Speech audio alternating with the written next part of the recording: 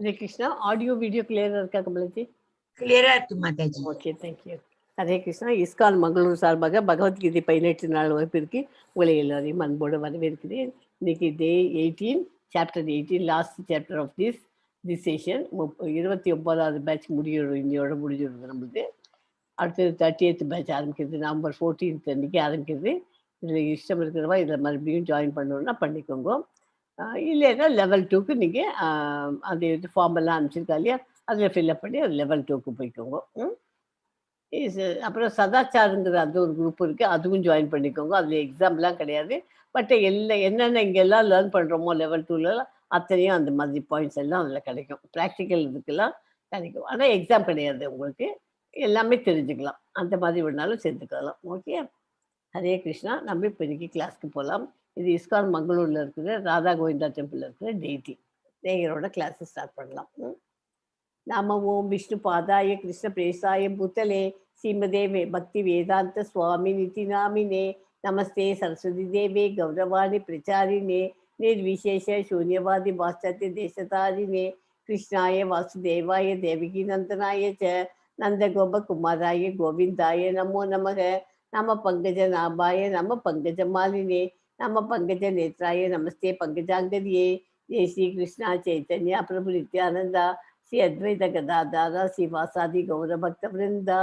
ஹரே கிருஷ்ணா கிருஷ்ணா கிருஷ்ணா ஹரே ஹரே, ஹரே ராமா ராம ராமா ஹரே ஹரே. ஓம் நமோ பகவதே வாசுதேவாய, ஓம் நமோ பகவதே வாசுதேவாய, ஓம் நமோ பகவதே வாசுதேவாய. ஓம் அஞ்ஞான திமிரந்தஸ்ய ஞானாஞ்சன ஷாலாக்காய சக்ஷுருன்மீலிதமேன தஸ்மை ஸ்ரீ குருவே நமக. இன்னைக்கு சாப்டர் 18th சாப்டர். 17th சாப்டரோட நமக்கு பகவத்கீதையில இம்பார்ட்டன்ட் பாயிண்ட்ஸ் எல்லாம் முடிஞ்சு போச்சு. இது எல்லாத்தினுடைய சம்மரி. 17 சாப்டர்ஸ்ல என்னென்ன கர்மயோகம், பக்தி யோகம், ஞான யோகம் படிச்சிருக்கோம் இல்லையா, அதனுடைய கம்ப்ளீட் சம்மரி இந்த 18th சாப்டர்ல. அதோட இன்னும் கொஞ்சம் சில முக்கியமான விஷயங்களாம சேர்த்து இந்த சாப்டர்ல சொல்லியிருக்கா. ஸோ இன்னைக்கு இந்த சாப்டர் முடிச்சாச்சுன்னா 78 ஸ்லோகத்தையும் சேர்த்தாக்க 215 ஸ்லோகம், 2212 212 கிடைக்கிறது. ஓகே, மொத்தம் 279 கர்மகாண்டம், 209 பக்தி யோகம். கர்மயோகத்தில் 279, பக்தி யோகத்துக்கு 209, இப்போ ஞான யோகத்துக்கு 212. டோட்டலாக 700 ஸ்லோகாஸ் மொத்தம். ஓகேயா? ஸோ 17th என்ன படித்தோம்? பௌதிக இருக்கின் முக்குணங்களுக்கு தகுந்தாற் போல தோன்றக்கூடிய 3 வகையான நம்பிக்கை உண்டது. டிவிஷன் ஆஃப் ஃபெய்த் பார்த்தோம். ரஜோகுணத்திலும் தமோ குணத்திலும் நம்பிக்கையுள்ளோர் செய்யும் செயல்கள் நிரந்தரமற்ற பௌதிக விளைவுகளையே நல்குகின்றன. ஆனால் சாஸ்திர கோட்பாடுகளின்படி சத்துவ குணத்தில் செய்யப்படும் செயல்கள் இதயத்தை தூய்மைப்படுத்தி பகவான் கிருஷ்ணனின் மீது தூய நம்பிக்கையும் பக்தியும் கொடுக்கிறது. அதாவது டிவிஷன் ஆஃப் ஃபெய்த், அதுதான் நேற்றுக்கு படித்தோம். ஓகே, இன்னைக்கு படிக்க போகிற சாப்டர் 18 துறவின் அர்த்தத்தையும் மனிதனின் உணர்வு மற்றும் செயலின் இயற்கை குணங்களையும் தாக்கத்தையும் கிருஷ்ணர் விளக்குகிறார். பிரம்ம உணர்வு பகவத்கீதையின் மகத்துவம். கீதையின் இறுதி முடிவு பகவான் கிருஷ்ணரிடம் நிபந்தனையின்றி அன்புடன் பூரணமாக சரணடைவதே. தர்மத்தின் மிக உயர்ந்த பாதை இது ஒருவரை எல்லா பாவங்களில் இருந்து விடுவித்து பூரண அறிவை நல்கி நமது உண்மை உலகிற்கு திரும்பி செல்ல உதவுகிறது. எல்லாத்தையும் இதெல்லாம் இந்த சாப்டர்ல இப்போ பார்க்க போறோம். உண்மையில் பகவத்கீதை 17 அத்தியாயங்களில் நிறைவு பெறுகிறது. 18வது அத்தியாயம் இதற்கு முன் விவாதிக்கப்பட்ட விஷயங்களின் சுருக்கமான ஒரு பகுதியாகும். பகவத்கீதையின் ஒவ்வொரு அத்தியாயத்திலும் பரமபுருஷ பகவானுக்கு பக்தி தொண்டாற்றுவதே வாழ்வின் இறுதி நோக்கம் என்பதை பகவான் வலியுறுத்துகிறார். இதே கருத்து ஞானத்தின் மிகவும் ரகசியமான பாதையாக 18ஆம் அத்தியாயத்தில் சுருக்கமாக கொடுக்கப்பட்டுள்ளது. வாழ்வின் குறிக்கோள் பக்தி தொண்டே. Okay, sannyasa gives up all material desires, charity, sacrifice, penance and great souls get purified. அது சன்னியாசிங்கிறதுக்கு எக்ஸ்பிளனேஷன். இந்த சாப்டர்ல தியாகம்னா துரத்தல், சந்நியாசம்னா வாழ்க்கையில் கைவிடப்பட்ட ஒழுங்குமுறை எல்லாத்தையும் கைவிட்டுட்டு இருக்கிறது சந்நியாசம். இதனுடைய நோக்கம் குறித்து அர்ஜுனன் கிருஷ்ணரிடம் கேட்கிறான். இவற்றின் செயலில் 5 காரணங்களையும் செயலை ஊக்குவிக்கும் 3 காரணங்களையும் செயலின் 3 கூறுகளையும் கிருஷ்ணர் விளக்குகிறார். பொருள் ஏற்கின் 3 முறைகளில் ஒவ்வொன்றிற்கேற்ப செயல் புரிதல், உறுதிப்பாடு, மகிழ்ச்சி மற்றும் வேலை ஆகியவற்றை அவர் விவரிக்கிறார். பரிந்துரைக்கப்பட்ட கடமைகள் ஒருபோதும் பாவமான எதிர்வினைகளால் பாதிக்கப்படாததால் ஒருவர் தனது சொந்த வேலையை செய்வதன் மூலம் முழுமை அடைகிறார். இவ்வாறு ஒருவர் கடமையின் விஷயமாக இழப்பை அல்லது முடிவை எதிர்பார்க்காமல் செயல்பட வேண்டும். ஒருவர் ஒருபோதும் ஒருவரின் கடமையை விட்டுவிடக்கூடாது. சுய உணர்வில் மிக உயர்ந்த தளம் கிருஷ்ணருக்கு தூய பக்தி சேவை. அதன்படி அர்ஜுனனை எப்போதும் அவரை சார்ந்து இருக்கவும், அவருடைய பாதுகாப்பின் கீழ் வேலை செய்யவும், அவரை பற்றி விழிப்புடன் இருக்கவும் கிருஷ்ணர் அறிவுறுத்துகிறார். அர்ஜுனன் கிருஷ்ணருக்காக போராட மறுத்தால் போரிடுவது ஒரு சத்திரியனான அவனுக்கு இயல்பு அவனது இயல்பு என்பதால் அவர் இன்னும் போருக்கு இழுக்கப்படுவான். ஆயினும் கூட அவர் என்ன செய்ய விரும்புகிறார் என்பதை தீர்மானிக்க அவருக்கு சுதந்திரம் கொடுத்திருக்கிறார். எல்லாத்துக்கும் சுதந்திரம் கொடுத்துருக்காரு. நீ சத்திரியன் போர் புரி அப்படின்னு அதையும் சொன்னார். நீ போர் புரியாமல் இருந்தால் உன்னை எல்லாரும் கேலி பண்ணுவா. எல்லாத்தையுமே அவருக்கு விவரமாக எக்ஸ்பிளனேஷன் கொடுத்துருக்கார். எல்லாரும் மடிஞ்சு போவான்னு இருக்குதே அப்படின்ட்டு முதல்ல ஃபர்ஸ்ட் 2 சாப்டர்ஸ் ஞாபகப்படுத்தி பாருங்க. கிருஷ்ணரின் அருளால் அர்ஜுனுக்கு இந்த மாயையிலேருந்து அவன் விடுவிச்சு சந்தேகம் அறிந்து கிருஷ்ணர் அறிவுறுத்தலின்படி போராட, கிருஷ்ணர் சொன்ன அறிவுறுத்தல எது நல்லதுன்னு நம்மளே தீர்மானம் பண்ணி சுதந்திரம் கொடுத்தார். அவன் அதை எடுத்து போராட துணிந்து விட்டான். போராட தயாராகிறான். போராட தேர்வு செய்கிறான் தன்னை. ஸோ இன்னைக்கு படிக்க போகிற சாப்டர் பேர் மோட்ச சந்நியாச யோகம், துறவரத்தின் முழுமை. ஸோ 17 அங்கீகரிக்கப்படாத வழிபாட்டு பற்றி அர்ஜுனன் வினவினா அது கிருஷ்ணர் பதில் கொடுக்கிறார். முக்குணங்களே ஒருவரின் நம்பிக்கையை வழிபாட்டையும் தீர்மானிக்கிறது. முக்குணங்களில் அமைந்த உணவுகள் பார்த்தோம், முக்குணங்களில் அமைந்த யாகங்கள் பார்த்தோம், 3 வகையான தவங்கள் பார்த்தோம், முக்குணங்களில் அமைந்த தவங்கள், முக்குணங்களில் அமைந்த தானங்கள். ஓம் தத் சத், யாகம், தவம், தானம் ஆகியவை பகவானை குறித்தே வழங்கப்பட வேண்டும் அப்படின்னு நிறுத்தி படித்தோம். இன்னைக்கு படிக்கிற சாப்டர்ல கர்மம் மற்றும் ஞான யோகத்தின் சுருக்கம் பார்க்க போகிறோம். 1 to 18 ஸ்லோகத்தில் முக்குணங்கள் 19லேருந்து 40 வரைக்கும், 41லேருந்து 55 வரைக்கும் செயல்படுபவர்களிலேயே பக்குவமானவர்கள் யார், பகவானுக்கான அன்பு 56லேருந்து 66, பகவானுக்கான அன்பு இறுதி விளைவு கடைசியாக முடிவு 67லேருந்து 78 வரைக்கும் அது வருது. ஸோ அது இங்கிலீஷ்லேயே சொல்லியிருக்கேன். Freedom from bondage through karma yoga, the 5 factors of action, the modes controlling all activities and all beings, purification through prescribed duties and duties of varnashrama, Brahman platform, confidential knowledge. இதெல்லாம் இப்போ நம்ம சொல்கிறது தான் இங்கிலீஷில் சொல்லியிருக்கு. S 18.1 படிப்போம் கமலாஜி. S Mataji. ஓம் ஸ்ரீ பரமாத்மனே நமः. அத அஷ்டதசோऽध्यायः மோக்ஷ சந்நியாச யோகः. அர்ஜுன உவாச்ச சந்நியாசஸ்ய மகாபாஹோ தத்தம் இச்சாமி வேதிதும் தியாகஸ்ய ச ரிஷிகேஷ பிரதக்கேஷி நிஷூதன. அர்ஜுனன் கூறினான், பலம் பொருந்திய புயங்களை உடையவரே, தியாகம் மற்றும் சந்நியாசத்தின் நோக்கத்தை புரிந்து கொள்ள நான் விரும்புகிறேன். கேசி அசுரனை கொன்றவரே, புலன்களின் அதிபதியே அப்படின்னு சொல்றோம். அர்ஜுனன் என்ன சொல்றான், நீங்க ஏதாவது தியாகம்னா என்ன, சன்னியாசத்தை இதை புரிந்து கொள்ள நான் விரும்புகிறேன். தியாகம்னா என்ன, சன்னியாசம்னா என்ன, ரெண்டுத்துக்கும் டிஃப்ரென்ஸ் இருக்கு இல்லையா, அதை எனக்கு சொல்லி கொடுக்கும். கேசி அசுரனை கொன்றவரே, கேசிங்கிற ஒரு அசுரனை கொன்றதுனால அவருக்கு கிருஷ்ணருக்கு இன்னொரு கேசி அசுரனை கொன்றவரைங்களாம். புலன்களின் அதிபதியே. ஓகே, எப்போதும் நமக்கு உதவி புரியக்கூடிய புலன்களின் அதிபதியான கிருஷ்ணரே. ரிஷிகேஷா, அர்ஜுனனிடம் இன்னும் சில ஐயங்கள் உள்ளன. ஐயங்கள் எப்போதும் அசுரர்களுக்கு ஒப்பிடப்படுகின்றன. ஐயங்கள் எல்லாருக்கும் வராது, வந்துட்டே இருக்காது. பகவான் டிவோஷனல் சர்வீஸில் வந்தாச்சு, அப்புறம் ஐயங்கள் திரும்பி திரும்பி வந்துட்டு இருந்தாக்கா அது அசுரர்களுக்கு தான் வரும். அதனால அர்ஜுனன் அசுரன் தான் அவங்க. அர்ஜுனன் கிருஷ்ணரை கேசி நிஷூதனே என்று அழைக்கிறான். மிகவும் பலம் வாய்ந்த அசுரனான கேசி கிருஷ்ணரால் கொல்லப்பட்டவன். தற்போது ஐயம் என்னும் அசுரனை கிருஷ்ணர் அழிப்பார் என்று அர்ஜுனன் எதிர்பார்க்கிறான். அர்ஜுனனுக்கு ஐயம் தான் அசுர குணம். அந்த அசுர குணத்தை அவர் கிருஷ்ணர் அழிப்பார் அப்படின்னு அவன் எதிர்பார்க்கலாம். ஓகேயா? எஸ் 18.2 படிக்கும். எஸ் மாதாஜி. श्री भगवान् उवाच काम्यानां कर्मणां न्यासं सन्न्यासं कवयो विदुः सर्वकर्म फलत्यागं प्राहुस्त्यागं विचक्षणाः. புருஷோத்தமரான முழுமுதற் கடவுள் கூறினார், ஜட ஆசைகளை அடிப்படையாக கொண்ட செயல்களை துரத்தல் சந்நியாசம் என்றும் சான்றோர்களால் அழைக்கப்படுகிறது. எப்படி? புருஷோத்தமர் ஜட ஆசைகளை அடிப்படையாக கொண்ட செயல்களை துறக்கிறது, அது சந்நியாசம் என்று சான்றோர்களால் அழைக்கப்படுகிறது. மெட்டீரியல் வேர்ல்டில் அட்டாச்மெண்ட் இல்லாமல் இருக்கிறது பேர் தான் சந்நியாசம். எல்லா செயல்களிலும் பலன்களை துறப்பது தியாகம் என்று அறிஞர்கள் அழைக்கிறார்கள். எல்லா செயல்களும், இது மெட்டீரியல் வேர்ல்டுக்கு மாத்திரம் இல்லை, எதுலையுமே ஒரு அட்டாச்மெண்ட் இருக்கக்கூடாது. அந்த மாதிரி போச்சுன்னா அது பேர் தியாகம் என்று அழைக்கிறார்கள். எப்போதும் நமக்கு பலன்களை எதிர்பார்த்து செய்யப்படும் செயல்கள் கைவிடப்பட வேண்டும். இதுவே பகவத்கீதையின் உபதேசம். முன்னேறிய ஆன்மீக ஞானத்திற்கு வழிகாட்டக்கூடிய ஆன்மீக ஞானத்திற்கு வழிகாட்டக்கூடிய செயல்களை துறக்கக்கூடாது. அதாவது துறவு அப்படின்னு, தியாகம் என்றால் எல்லாத்தையும் துறக்கணும். அப்படின்னா ஆன்மீகத்தில் நம்ம முன்னேறணும் அப்படின்னா அதை துறக்கிறது அர்த்தம் இல்லை. அந்த மாதிரி துறக்கிறது அது ஆன்மீக ஞானத்திற்காக வழிகாட்டக்கூடிய செயல்களை துறக்கக்கூடாது. மற்ற எல்லாத்தையும் துறக்கிறது தான் தியாகம்னு சொல்லப்படுகிறது. எல்லா விதமான பலநோக்கு செயல்களையும் தோஷமாக எண்ணி அவன் துறக்க வேண்டும் என்று சில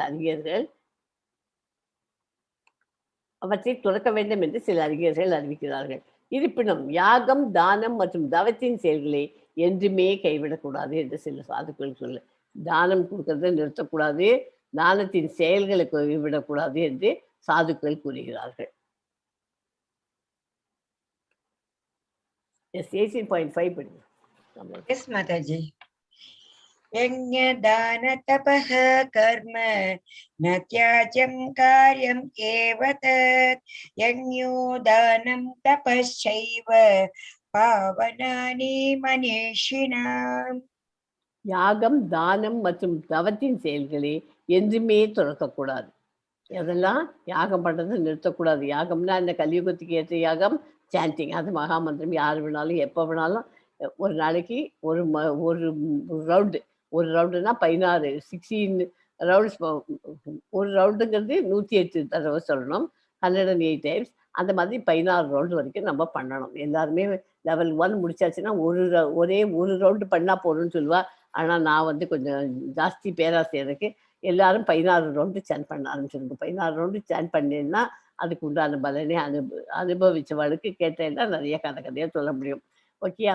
அதனால 16 ரவுண்டு, அதுவும் பிரம்ம முகூர்த்தத்தில் சொல்லிட்டேன்னாக்க, காத்தால தூக்கத்தை கலைச்சின்னு எழுந்துட்டேன்னாக்க அதுவே ஒரு சத்துவ குணம் இல்லையா? காத்தால எழுந்துக்கிறது சத்துவ குணம். 4 மணிக்கு எழுந்துட்டேன்னா இந்த மங்களாரத்தி 4:30 மணிக்கு பார்க்கறதுக்குள்ள நம்ம ஒரு 4-5 ரவுண்டு பண்ணி முடிச்சிடலாம்.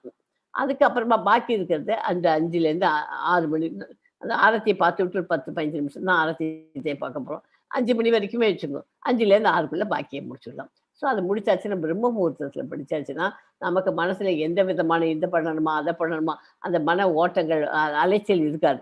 அந்த இடம் மைண்ட் ஃப்ரெஷ்ஷாக இருக்கும். ஒன்லி இந்த திங்கிங் இதில் மட்டும்தான் போகும், வேறு எதுலேயுமே போகாது. புரியுது? அந்த 6 மணி ஆச்சுன்னா தான் இது போடணுமா, காஃபி போடணும், டீ போடணும், அதை பண்ணணும், இதை பண்ணணும், டிஃபன் பண்ணணும். அந்த மாதிரி லேடிஸ்க்கெல்லாம் வரும். ஜென்ஸுக்கெல்லாம் ஆஃபீஸ் போகணுமே, பிரபுஜிஸ்க்கெல்லாம் ஆஃபீஸ் போகணுமே, லேட் ஆகிடுச்சு அப்படின்னு அந்த புத்தியெல்லாம் வரும். அதனால் 6 மணிக்கு உள்ள நமக்கு ஃப்ரீ டைம். அதை நம்ம தூக்கத்தை கொஞ்சம் கலைச்சிருந்தாக்க எல்லாத்தையுமே இல்லாமல் பண்ணலாம்ங்கிறதையும் அவசியம். அது தயவுசெய்து யாகம், தானம் மற்றும் தவத்தின் செயல்களை என்றுமே தொடக்கக்கூடாது. ஓகே? யாகம் கலியுகத்துக்கு ஏற்ற யாகம், சாண்டிங்காக வச்சுக்கோ. தானம் கொடுக்கறது டெம்பிள் கன்ஸ்ட்ரக்ஷன் முக்கியமானது. பிராமணர்கள்லாம் தூய்மையான வேதங்கள் படித்து கற்றறிந்த பிராமணர்கள் இருந்தாருன்னு வச்சுக்கோ, அவங்களெல்லாம் வீட்டுக்கு கூப்பிட்டு நம்ம எல்லாம் மந்திரங்கள்லாம் சொல்கிறதுக்கெல்லாம் கூப்பிட்றோம். அவங்களுக்கு தானம் கொடுக்கறத எதுவுமே குறைச்சி கொடுக்காதீங்க அவர்களுக்கு. நம்மகிட்ட இருக்கிறதுல அவள் என்னத்தை மேக்சிமம் கேட்டுருப்பா அவங்கள்ட்ட இல்லையா? அது தெரிஞ்சுட்டு அவளுக்கு நம்ம கொடுக்கணும். அந்த தானத்தை கொடுக்கறது ரொம்ப ரொம்ப விசேஷம். இதெல்லாம் மற்றும் தவம் பண்ணுறதும் செயல்களை என்றுமே தொடக்கக்கூடாது. அவற்றை செய்ய வேண்டியது அவசியம். உண்மையில் யாகம், தானம், தவம் ஆகியவை மிகச்சிறந்த ஆத்மாக்களை கூட தூய்மைப்படுத்துகிறது. இல்லை நான் ரொம்ப சுத்தமாக இருக்கேன், என்னோட ஆத்மா ரொம்ப சுத்தம் அப்படின்னா கூட இன்னும் பியூரிஃபை பண்ணிவிடுறது அப்படிங்கிறது இந்த இதுலேருந்து தெரிகிறது. தகுதியானவர்களுக்கு தானம் கொடுத்தால் அது ஒருவனை ஆன்மீக வாழ்வில் முன்னேற்றமடைய செய்யும். தகுதி வாய்ந்த, அதாவது இதெல்லாம் கிரகணம் பிடிக்கிறது. கிரகணத்தப்போ என்ன சொல்றா, ஒரு இலுப்பைச்சட்டியில் எண்ணெயை வச்சு தானம் கொடுங்கன்னு சொல்றா. அதை கொண்டு போய் கொடுக்கறதும், அதை வாங்கிக்கிறோம், அதோட கொஞ்சம் பணத்தையும் கொடுக்குறோம் கூட. அந்த மாதிரி கொடுக்குறது நம்ம நட்சத்திரத்தில் பிடிச்சதுனா கொடுக்குறோம், கோயிலெல்லாம் போய் இல்லையா. அதை கொடுக்குறது, தானம் கொடுக்குறவன் அவன் டிசர்விங் பீப்புளா, மனுஷனா அப்படின்னு தெரிஞ்சுன்னு கொடுக்கும். யாருக்காவது அவன் ஒரு ஏழையாக இருந்தானா அவனுக்கு அது உபயோகமாக போகும். அது அந்த இலுப்பைச்சட்டியில் அவன் சமையல் பண்ணி சாப்பிட்டுப்போம், அந்த எண்ணெயை யூஸ் பண்ணிடுவோம். மற்ற இதுங்க பணத்தை வந்து மற்ற வாழ்க்கெல்லாம் கொடுத்தா என்ன, பணத்தை மட்டும் எடுத்து இதை எங்கேயா விட்டு எறிஞ்சிட்டு போயிடுவான். அந்த மாதிரி யாருக்கு டிசர்விங் இதுவோ அவளுக்கு அந்த தானத்தை கொடுக்கறதுக்கு ரொம்ப இம்பார்ட்டன்ட். ஓகே, நம்மளால ஆனது இப்போ 18 days கிளாஸ் படிச்சிருக்கோம். நம்ம இஸ்கான் மங்களூரில் கட்டுற டெம்பிள் கன்ஸ்ட்ரக்ஷனுக்கு நம்மளால உள்ள உதவியை நம்ம ஏதாவது பண்ணுறது ரொம்ப ரொம்ப ரொம்ப அது புண்ணிய காரியங்கள். அந்த மாதிரி புண்ணிய காரியங்கள் பண்ண பண்ண நமக்கு கிருஷ்ணர்கிட்ட நெருங்கி வர்றதுக்கு நிறைய வாய்ப்பு இருக்கு. ஓகேயா, அதனால வாய்ப்பு இருக்கு, இல்லை இருக்கு, 100% அஷ்யூர்ட் இல்லையா. கிருஷ்ணர்கிட்ட நெருங்கி வர முடியும். யாருக்கு கொடுக்குறோம், கொடுக்குற தானத்தை ஒரு டெம்பிள் கன்ஸ்ட்ரக்ஷன் ஒரு உபயோகமான காரியம். நாளைக்கு நம்ம குழந்தைகள், நம்மளுடைய பேர குழந்தைகள், பேத்திகள் எல்லாருமே அந்த கோயிலை போய் பார்ப்பா. ஐயோ, இதில் எங்கள் தாத்தாலாம் அந்த காலத்தில் கொடுத்தா, பாட்டி கொடுத்துருக்கா, தானம் கொடுத்துருக்கா அப்படின்னு சொல்லிட்டு, தானம் இல்லை கன்ஸ்ட்ரக்ஷனுக்கு உதவி பண்ணியிருக்கா அப்படின்னு சொல்லிட்டு அவளுக்கெல்லாம் ஃபீலிங் இருக்கும். நமக்கும் ஒரு சந்தோஷம் கிடைக்கும். அதனால கோயிலுக்கு கொடுக்கறது என்றைக்குமே மாட்டேன்னு சொல்லாதீங்க. ஏதாவது உங்களால் கைகரியத்தை பண்ணணும். ஓகேயா. எஸ், 18.6 படிக்கிறோம். Yes, Mataji. एतान्यपि तु कर्माणि सङ्गं त्यक्त्वा फलानि च कर्तव्यानीति मे पार्थ निश्चितं मतम् उत्तमम्. இத்தகு செயல்கள் யாகம், தானம் மற்றும் தவம் அனைத்தும் பற்றுதலின்றி எந்த பலனையும் எதிர்பார்க்காமல் செய்யப்பட வேண்டும். எதுவுமே நம்ம ஒருத்தருக்கு தானம் கொடுக்குறோம் அப்படின்னா நமக்கு பப்ளிசிட்டி எல்லாருக்கும் தெரியணுமே அப்படின்னு சொல்லிட்டு ஒரு ஃபோட்டோ எடுத்துட்டு போடுறதெல்லாம் ரஜோகுணத்துக்காரெல்லாம் அந்த மாதிரி பண்ணுறதை விட நம்ம பற்றுதல் எதுலையுமே ஆசை இருக்கிறோம். நம்ம பண்ணுறது நம்மளோட நம்மளோட திருப்திக்காக, ஆத்ம திருப்திக்காக அதை பண்ணுறோம். பற்றுதல் இன்றி எந்த பலனையும் எதிர்பார்க்காம, அதனால நான் இதை கொடுக்குறேன், தானம் கொடுக்குறேன், அதனால அவன் அந்த வேலையை எனக்கு செஞ்சு கொடுப்பாதான் அப்படின்னு அந்த மாதிரி எதிர்பார்க்கக்கூடாது. எதிர்பார்க்காம செய்யப்பட வேண்டும். இவற்றை ஒரு கடமையாக செய்ய வேண்டும். பிதாவின் மைந்தனே, இதுவே எனது முடிவான அபிப்பிராயம். எல்லா யாகங்களும் தூய்மைப்படுத்துபவை.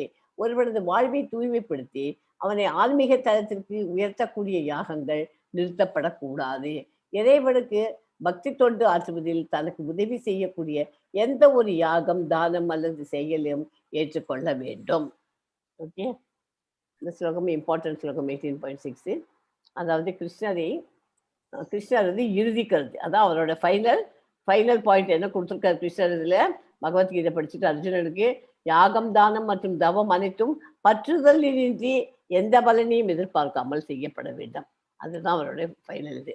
So 3 kinds of knowledge based on the modes of material nature. பௌதிக உலகத்தில் மெட்டீரியல் பௌதிக உலகத்தில் 3 விதமான குணங்கள் என்ன? முதல் சத்துவகுணம். That knowledge by which one undivided spiritual soul is seen in all existence, undivided in the divided, is knowledge in the mode of goodness. அதாவது என்ன சொல்றது, அறிவு எப்படிப்பட்ட which one undivided ஆன்மீகத்துல is seen in all, எல்லா இதுலையும் பார்க்குறோம். நம்ம undivided is the divided, பிரிக்க முடியாத ஆனா பிரிஞ்சு இருக்குது, is the knowledge of goodness. அப்புறம் the knowledge by which a different type of living entity is seen to be dwelling in different bodies is known as the mode of passion, rajogunam. Okay, அது. And that knowledge by which one is attached to one kind of as the all in all without knowledge of the truth and which is very meager is said to be in the mode of darkness. Mode of darkness rajogunam. ரஜோகுணத்துக்காரெல்லாம் அவன் செய்கிற காரியம் எதுவுமே ஒரு உண்மை இருக்காது, எல்லாம் ஒரு பிச்சைக்காரத்தன காரியங்கள் தான் அவன் பண்ணுவாள். Meagre, which is very meagre. அதுக்கு ஒரு நாலேஜ் புத்தியும் இருக்காது அதில், அந்த விஷயத்தில். அந்த மாதிரி பண்ணுறவெல்லாம் மோட் ஆஃப் டார்க்னஸ் பண்ணுறான். இந்த ஸ்லோகங்கள்லாம் நீங்கள் படித்தெல்லாம் புரியும். 20, 21, 22. ஓகே, அதே மாதிரி ஈகோங்கன்னா அகங்காரம். ஆக்ஷன் இன் அக்கார்டன்ஸ், இதுக்கெல்லாம் டிரான்ஸ்லேஷன் இன்னும் பண்ணலை. சாரி, நான் இங்கிலீஷ்லேயே சொல்லிடுறேன் உங்களுக்கு, கொஞ்சம் தமிழில் சொல்கிறேன். which is performed without attachment, without love or hate by one who has renounced fruitful results is called the action of goodness. 18.23 வருது. இது மோட் ஆஃப் பேஷன். இது ஈகோக்கு இந்த 3 ஸ்லோகமும் வருது. 1823, 18.23, 24, 25 ஈகோவை பற்றி புரியுதுதான். சத்துவகுணம், ரஜோகுணம், தமோகுணம். இது வந்து performed with great effort by one seeking to gratify his desires. அவன் தனக்கு தான் எப்போதுமே ரஜோகுணத்துக்காரா தன்னை தான் கவனிச்சுக்கணும், ரொம்ப கவனிச்சுப்பா இல்லையா. Gratify his desires which is enacted from a sense of false ego. எல்லாமே நான் தான் பண்ணேன், எனக்கு கடவுள் பண்ணியிருக்காருங்கிறது முதல்ல சத்துவகுணத்துக்காக தான் புரிஞ்சுப்பா. நான் படித்தேன், நான் தான் வேலைக்கு போகிறேன், அப்படி எல்லாம் நான் தான் அப்படின்னு தன்னோட இது தான் இம்பார்ட்டன்ஸ் கொடுத்துருப்பாள். வெளியே இருக்க மாட்டேன். யாரே மோட் ஆஃப் பேஷன் ரஜோகுணத்துக்காக.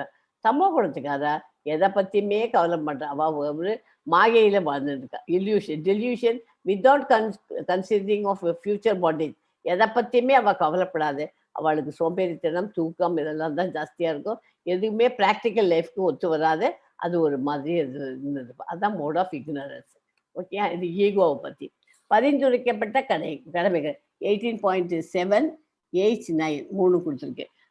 இது வந்து பரிந்துரைக்கப்பட்ட கடமைகள் தப்பு. அது இல்யூஷன். காரணம் இல்யூஷன். அது வந்து இக்னரன்ஸுக்கு. அப்புறம் 18.8 வந்து தப்பு. பரிந்துரைக்கப்பட்ட கடமைகள் அது டிஃபிகல்ட் டியூட்டிஸ். அது ரஜோகுணத்துக்கு. ரஜோ தானே போட்டுருக்கு. பேஷன், எஸ் ரஜோ. அப்புறம் 18.9 வந்து ரைட்டு, கரெக்ட். அது டியூட்டி, மோட் ஆஃப் குட்னஸ், அதுதான் கரெக்ட். 18.9 தான் பரிந்துரைக்கிற கடமைகள் எல்லாம் கரெக்டாக. அது காரணம் வந்து டியூட்டி, நம்ம கடமை நம்ம செய்யணும், நம்ம ஆன்மீகத்தில் இருக்கோம், நம்ம நல்ல காரியங்கள் பண்ணணும் அப்படிங்கிறதெல்லாம் 18.7 சொல்லணும். Okay, sorry 18.9. ஸோ பலம் பொருந்திய புயங்களினுடைய அர்ஜுனா, செயல்கள் அனைத்தும் நிறைவேற்றுவதற்காக வேதாந்தத்தின்படி 5 காரணங்கள் உள்ளன. அவற்றை தற்போது என்னிடமிருந்து கற்றுக்கொள். செயலுக்கான இடம் 5 காரணங்கள். ஒரு காரியம் வந்து நம்ம பண்ணணும்னா இதுபடி வேதாந்தத்தின்படி இதில் வந்து டெக்ஸ்டில் படித்தேன்னாக்க 5 ரீசன் இருக்கு. என்னென்னது? செயலுக்கான இடம், அதாவது உடல். செய்பவன், அதை யார் பண்ண வைக்கிறான்? பல்வேறு புலன்கள், பலதரப்பட்ட முயற்சிகள், இறுதியாக பரமாத்மா. இவை அனைத்தும் செயலுக்கான 5 காரணங்களாகும். இது ரொம்ப இம்பார்ட்டன்ட். இந்த மனசுக்குள்ள பதிவு வச்சுக்கோ. செயலுக்கான இடம், அதாவது இந்த உடல். செய்பவன், அந்த உடல் இருக்க ஆத்மா வச்சு தான் செய்ய வைக்கிறான். பல்வேறு புலன்கள், பலதரப்பட்ட முயற்சிகள், இறுதியாக பரமாத்மா. பரமாத்மாவும் இதயத்தில் தான் இருக்கார். இதெல்லாம் வந்து 5 காரணங்கள். செயல்கள் அனைத்தும் நிறைவேற்றுவதற்கான 5 காரணங்கள். இதை தெரிஞ்சிருக்கணும். ஓகே, ஒரு கட்டடம் கட்டணும் அப்படின்னா, கட்டடம் கட்டணும்னா என்ன பண்ணணும்? அதுக்கு பேசிக்காக முதல்ல பணம் வேணும். பணத்தை வாங்கிட்டு அப்புறமா அதுக்கு பண்ண வேண்டிய ஒர்க்கர்ஸ் எல்லாம் ஓடும். இதெல்லாத்தையும் மேனேஜ் பண்ணுறதுல அதை ஒர்க்கர்ஸ் எல்லாம் ஓடும். அந்த கட்டடத்தில் எனக்கு ஒரு ஃப்ளாட் வேணும், 2 ஃப்ளாட் வேணும்னு போய் கேட்குறோம். அப்போ கேட்குறது அதுக்கு இத்தனை ரூபாய், அதில் கால்குலேஷன் எல்லாம் ஒருத்தர் போட்டு கொடுக்குறோம். அதை பார்த்துட்டு அதுக்கு ஏற்ற மாதிரி தான் நம்ம வாங்க முடியும். நம்மளோட பட்ஜெட்டுக்கு ஏற்ற மாதிரி தான் நம்ம வாங்க முடியும் இல்லையா? இந்த மாதிரி அந்த 5 காரணங்களையும் யூஸ் பண்ணி தான் நம்ம அதை பண்ண முடியும். ஓகே, எனவே 5 காரணங்களை கருதாமல் தன்னை மட்டுமே செயலாற்றுபவனாக கருதுபவன் விஷயங்களை உள்ளபடி காண முடியாது. அவன் நிச்சயமாக அறிவுடையவன் அல்ல. அதில் வந்து நம்ம பட்ஜெட்டுக்கு மேலே கண்ணாறு பின்னாலும் காசையும் போட்டுவிட்டு எப்படி போய் எங்கே போய் லோன் வாங்குறது? யார் நினைப்பா? நம்மக்கிட்ட வருமானமும் கிடையாது. அப்படிங்கிறதெல்லாம் உள்ளபடி காண முடியாதபடி அவனுக்கு அறிவு இல்லாமல் இருக்கான். யாரு? மோட் ஆஃப் இக்னரன்ஸ், தமோ குணத்துக்காக. ஓகே, 5 காரணங்களை கருதாமல் பண்ணியிருக்கிறோம். அப்புறம் 18.18 அறிவு, அறியப்படும் பொருள், அறிபவன் ஆகிய 3ம் செயலை தூண்டுபவை.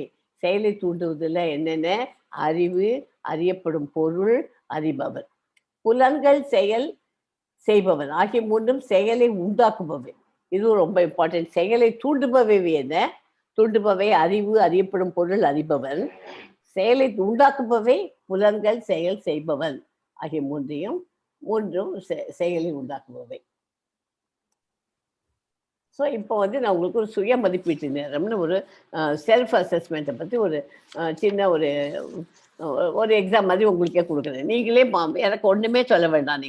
நீங்கள் உங்களுக்குள்ள உங்கள் மனசுக்குள்ள மனசாட்சிக்கு விரோதம் இல்லாத நீங்களே எழுதி உங்கள் மார்க்கை நீங்களே தெரிஞ்சுக்குங்க. ஓகே, அதுக்கு பேர் தான் சுய மதிப்பீட்டு நேரம். பின்வரும் ஸ்லைடுகளிலிருந்து நீங்கள் எந்த வகையில் வருகிறீர்கள்? நீங்கள் சத்துவகுணத்தில் இருக்கீங்களா, ரஜோகுணத்தில் இருக்கேளா தமோ குணத்தில் இருக்கேளான்னு இது பண்ணலன்னா உங்களுக்கு புரிஞ்சுப்படும். ஸ்லைடுகளிலிருந்து நீங்கள் எந்த வகையின் கீழ் வருகிறீர்கள் என்பதை அடிப்படையாக கொண்டு 1லிருந்து 3 முதல் உங்கள் மதிப்பை போட்டுக்கோங்க. ஓகே, சத்துவகுணம், ரஜோகுணம், தமோ குணத்துக்கு மார்க் நம்ம சொல்றேன். இப்போ சொல்ற மாதிரி ஒரு பேப்பரும் பென்சிலும் வச்சுக்கோங்க கையில் எல்லாரும். எஸ்யா, ஓகே. இது முதல்து சத்துவகுணம், தமோ குணம், ரஜோகுணம். இது சத்துவகுணம், ரஜோகுணம், தமோ குணம். ஓகே, அந்த ஆர்டரில் தான் வச்சிருக்கேன். ஜட இயற்கையில் 3 வேறுபட்ட குணங்களுக்கு ஏற்ப அறிவு, செயல், செய்பவன் ஆகியவற்றின் 3 வகைகள் உள்ளன. தற்போது அவற்றை என்னிடமிருந்து கேட்பாயாக. 18.20, 21, 22 இதுக்கு கீழே மார்க் போட்டுக்கு பார்த்தெல்லாம் லைட்டாக எழுதிட்டு போயிருக்கோம். 3, 2, 1 அதான் மார்க்ஸ். அதுக்கேற்ற மாதிரி நீங்கள் போடுங்க. இந்த கேட்டகரியில் நீங்கள் இருந்தேன்னா 3 போட்டுக்குவோம், இதில் இருந்தேன்னா 2 போட்டுக்குவோம், இதில் இருந்தேன்னா 1 போட்டுக்குவோம். தப்பே இல்லை, எதில் இருக்கிறதோ அதை போட்டுக்குவோம். உயிர்வாழிகள் எண்ணற்ற உருவமாக பிரிக்கப்பட்டிருந்தாலும் அவர்களை பிரிக்கப்படாத ஆன்மீக இயற்கையாக எந்த அறிவின் மூலம் ஒருவனை காணுகின்றானோ அந்த அறிவு சத்துவ குணத்தில் இருக்கும் அறிவாகும். அது இருந்ததுன்னா உங்களுக்கு 3 மார்க் போட்டுக்குவோம். எந்த அறிவின் மூலம் வெவ்வேறு உடல்களின் வெவ்வேறு விதமான உயிர்வாழிகள் இருப்பதாக ஒருவன் காண்கிறானோ அந்த அறிவு ரஜோகுணத்தில் இருப்பதாக புரிந்து கொள்ளப்பட வேண்டும். தமோ குணத்துல எந்த அறிவின் மூலம் உண்மையை பற்றிய அறிவின்றி ஒரே விதமான செயலில் பற்றுதல் கொண்டு அதையே எல்லாமாக அறிகின்றானோ அந்த அற்பமான அறிவு தமோ குணத்தில் இருப்பதாக கூறப்படுகிறது. ஓகே, அதாவது இது படித்தோம். இப்போ என்ன படித்தோம்? இப்போ படித்தது பேர் வேறுபட்ட குணங்களுக்கு ஏற்ப அறிவு செயல் செய்பவன். அது பார்த்தோம். இது பொருள் இயற்கையின் முறையில் அடிப்படையில் 3 வகை செயல்கள். அது 23, 24, 25 ஸ்லோகத்தில் வருது. அதுக்கும் அதே மாதிரி தான். இது 3 மார்க்கு, இதுக்கு 2 மார்க்கு, 1 மார்க் கொடுக்கும். எந்த ஒரு செயல் ஒழுங்குபடுத்தப்பட்டு பற்றின்றி விருப்பு வெறுப்பின்றி பலனை எதிர்பார்க்காமல் செய்யப்படுகிறதோ அது சத்துவ குணத்தில் செயல் எனப்படுகிறது. ஓகே, இப்போ லேடிஸ் எல்லாம் வீட்டில் சமையல் பண்ணாங்க. அது நல்லா சமையல் பண்ணியிருப்பாங்க. அவங்க அது என்ன சொல்கிறாங்க, எல்லாரும் நல்லா இருக்குனாக்கா சந்தோஷப்படுறாங்க. தப்பா நல்லா இல்லைனாக்கா கோவப்படுறாங்க. அந்த மாதிரி இருந்ததுன்னா அதெல்லாம் அடுத்தது இது வேற குணத்துக்கு போயிடும், சத்துவ குணம் கிடையாது.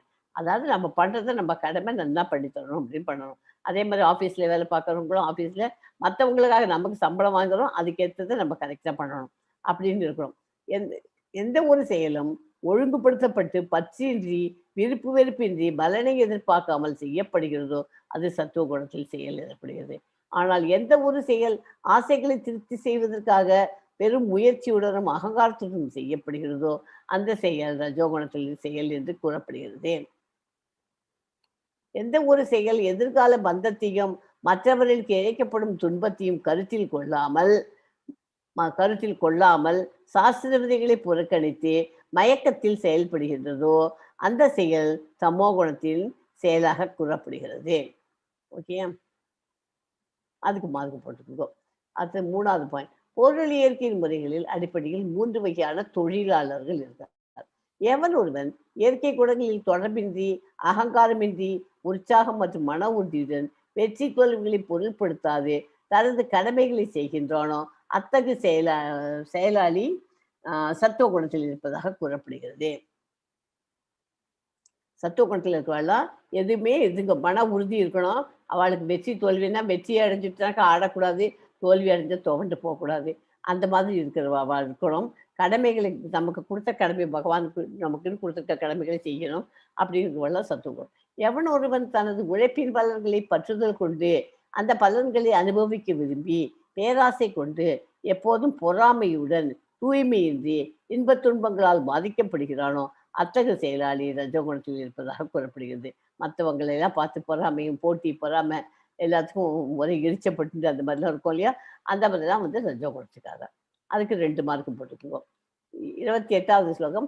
எவன் ஒருவன் சாஸ்திர விதிகளுக்கு எதிரான செயலில் எப்போதும் ஈடுபட்டு பௌதீகவாதியாக பிடிவாதக்காரனாக ஏமாற்றுபவனாக பிறரை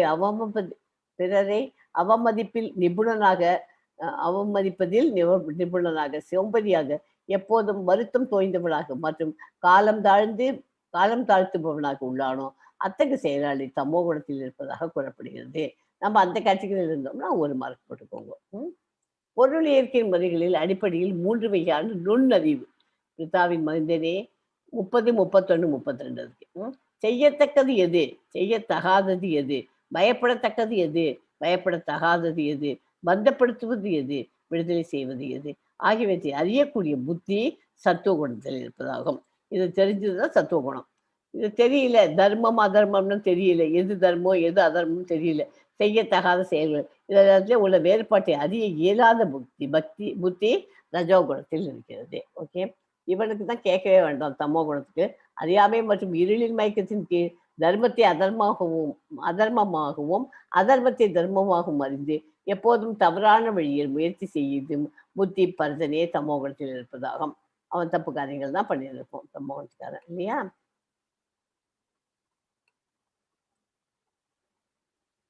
பொருள் இயற்கையின் முறைகளில் அடிப்படையில் 3 வகையான தீர்மானங்கள். அடுத்தது 33, 34, 35. பிரித்தாவின் மைந்தனே, உடைக்க முடியாததும் யோக பயிற்சியால் நிலையாக பாதுகாக்கப்படுவதும் மனம், வாழ்வு மற்றும் புலன்களின் இயக்கத்தை கட்டுப்படுத்துவதுமான மன உறுதி சத்துவ குணத்தை சார்ந்ததாகும். மன உறுதி, மனத்தை நமக்கு பகவான் கொடுத்த இன்டெலிஜென்ட்டால அந்த கடிவாளத்தை பிடிச்சி கரெக்டாக கொண்டு போனோம்னா அதை பண்ணக்கூடிய சாமர்த்தியம் யாருக்கு இருக்கு? சத்துவ குணத்துக்காரர்கள் தான். எந்த மன உறுதியின் மூலம் ஒருவன் அறம்பொருள் மற்றும் இன்பத்தின் பலன்களின் மீது பற்றுதல் கொண்டுள்ளானோ அர்ஜுனா, அத்தக மன உறுதி ரஜோகுணத்தை சார்ந்தது. ஓகே, அதுக்கு 2 மார்க் போட்டுக்கோ. பிரித்தாவின் மைந்தனே,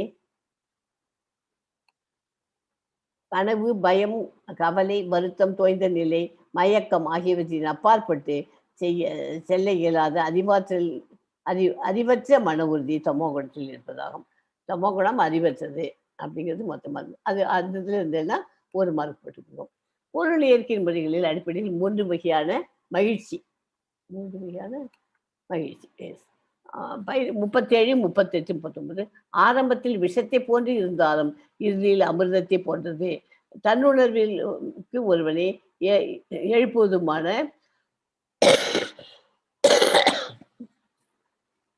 எழுப்புவதுமான சுகம் சத்துவ குணத்தில் இருப்பதாக கூறப்படுகிறது.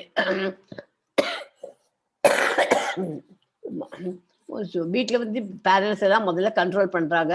கண்ட்ரோல் பண்ணும்போது அப்போ எரிச்சலாக வரும், நமக்கு இது என்னத்துக்கு இப்படி பண்ணுறாங்க அப்படின்னு. ஆனால் அதுக்கு ரிசல்ட் என்ன கிடைக்கும்? நல்ல சந்தோஷமாக இருக்கும். முதல்ல ஆரம்பத்தில் விஷமாக இருக்கும், அது ரிசல்ட் நல்ல ரிசல்ட் கிடைக்கும். அதை புரிஞ்சுக்கணும். அது அப்படி இருந்ததுன்னா சத்துவ குணம். அப்புறம் அதே மாதிரி ஏதாவது ஒரு காய் சாப்பிட்றோம், பாகக்காய் சாப்பிட்றோம். பாகக்காய் சாப்பிட்டா முதல்ல கசந்துன்னு அது விஷம் மாதிரி தான் இருக்கும், அது சாப்பிட முடியலையே சாப்பிட்றோம். ஆனால் அது சாப்பிட்டாக்கா அதோட என்ன பெனிஃபிட் இருக்குது? கடைசியில் இறுதியில் அது அமிர்தத்தை போல் நமக்கு ரிசல்ட் கொடுக்கும். இன்சுலின் போட்டுக்கிறவங்க கூட இன்சுலின் போட்டுக்காமல் நிறுத்தி அத்தனை பவர் அந்த இதுக்கு பாகக்காய்க்கு இருக்குது இல்லையா. அப்போ சந்தோஷம் தானே கிடைக்கிறது நமக்கு. அதனால் அந்த பாகக்காய் சாப்பிட்றோம்.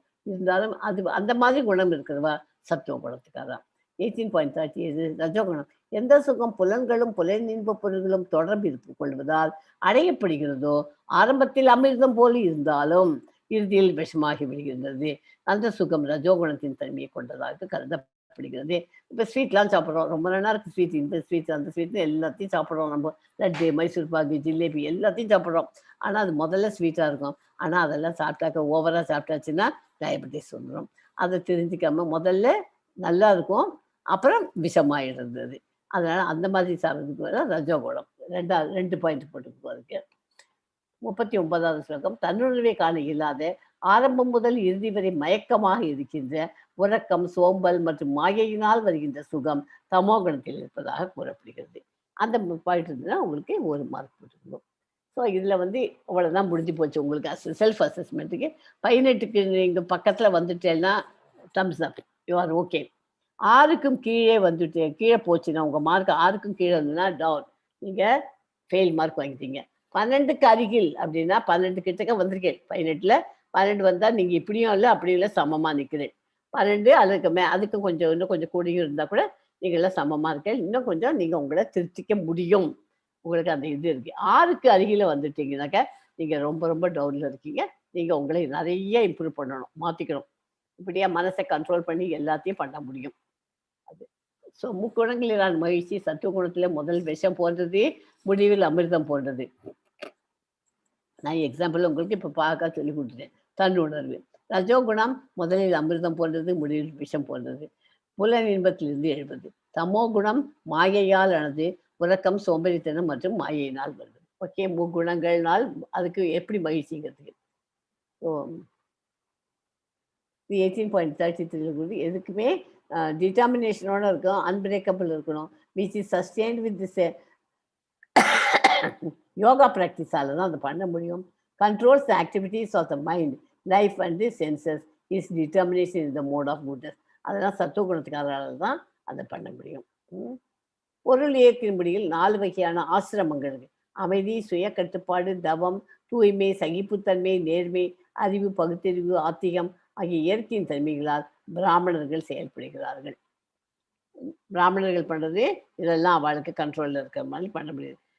சூரத்தனம், வலிமை, மன உறுதி, வளமை, போரில் தைரியம், கொடை, ஆளும் தன்மை, கொடை, ஆளும் தன்மை ஆகியவை சத்திரியர்களின் சுபாவத்திலிருந்து பிறந்த செயல்கள். ஓகே, விவசாயம், பசுக்களை பராமரித்தல், வியாபாரம் ஆகியவை வைசியர்களின் இயற்கையான செயல்கள் இல்லையா. வியாபாரம் பண்ணுறதுக்கு வைசியர்களை விட்டால் யாரும் மிஞ்ச முடியாது வியாபாரத்துக்கு.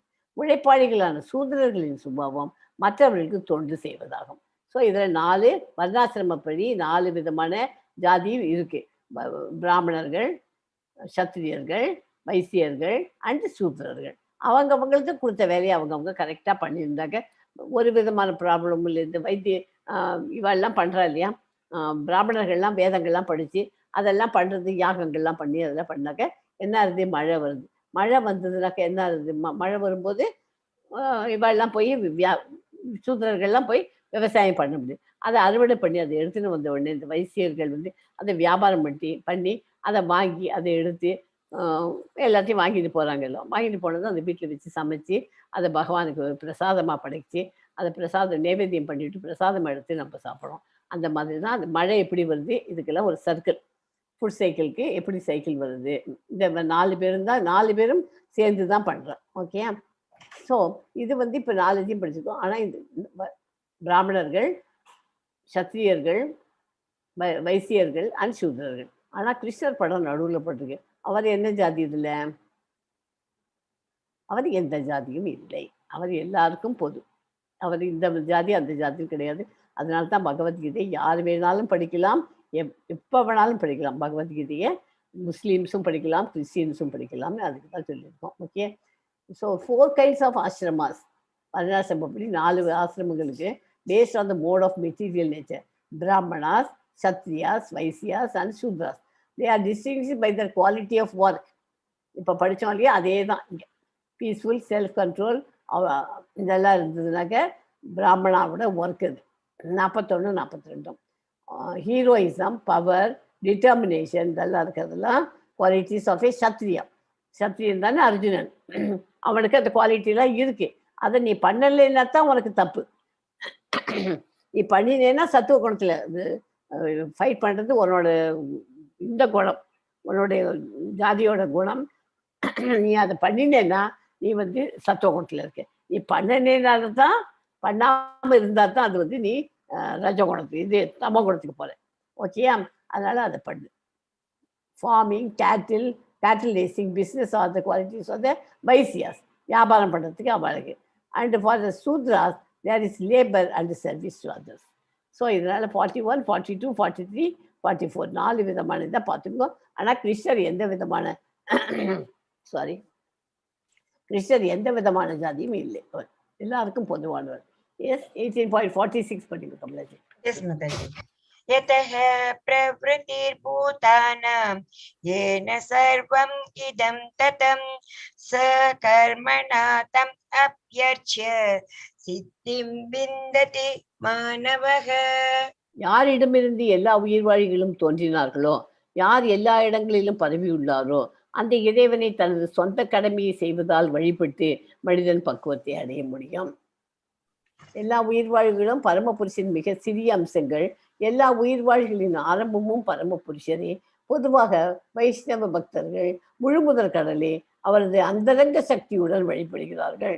அவரது பகிரங்க சக்தி அந்தரங்க சக்தியின் திரிந்த பிம்பமாகும்.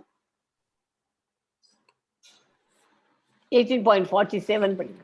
எஸ் மாதாஜி.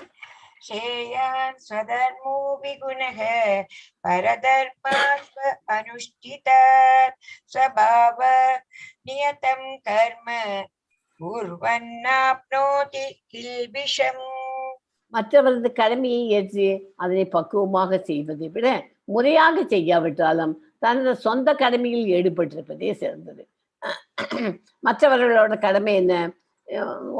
நமக்குன்னு ஒரு கடமை இருக்கு இல்லையா, அந்த கடமையை செய்யாம நம்ம மற்றவர்களோட கடமையை போய் எடுத்துட்டு அதை ஒழுங்கா நம்மளால செய்ய முடியாது திணறிண்டு அந்த மாதிரி இருக்கிறத விட நமக்குன்னு இருக்கிற கடமையை பண்றது விசேஷம்.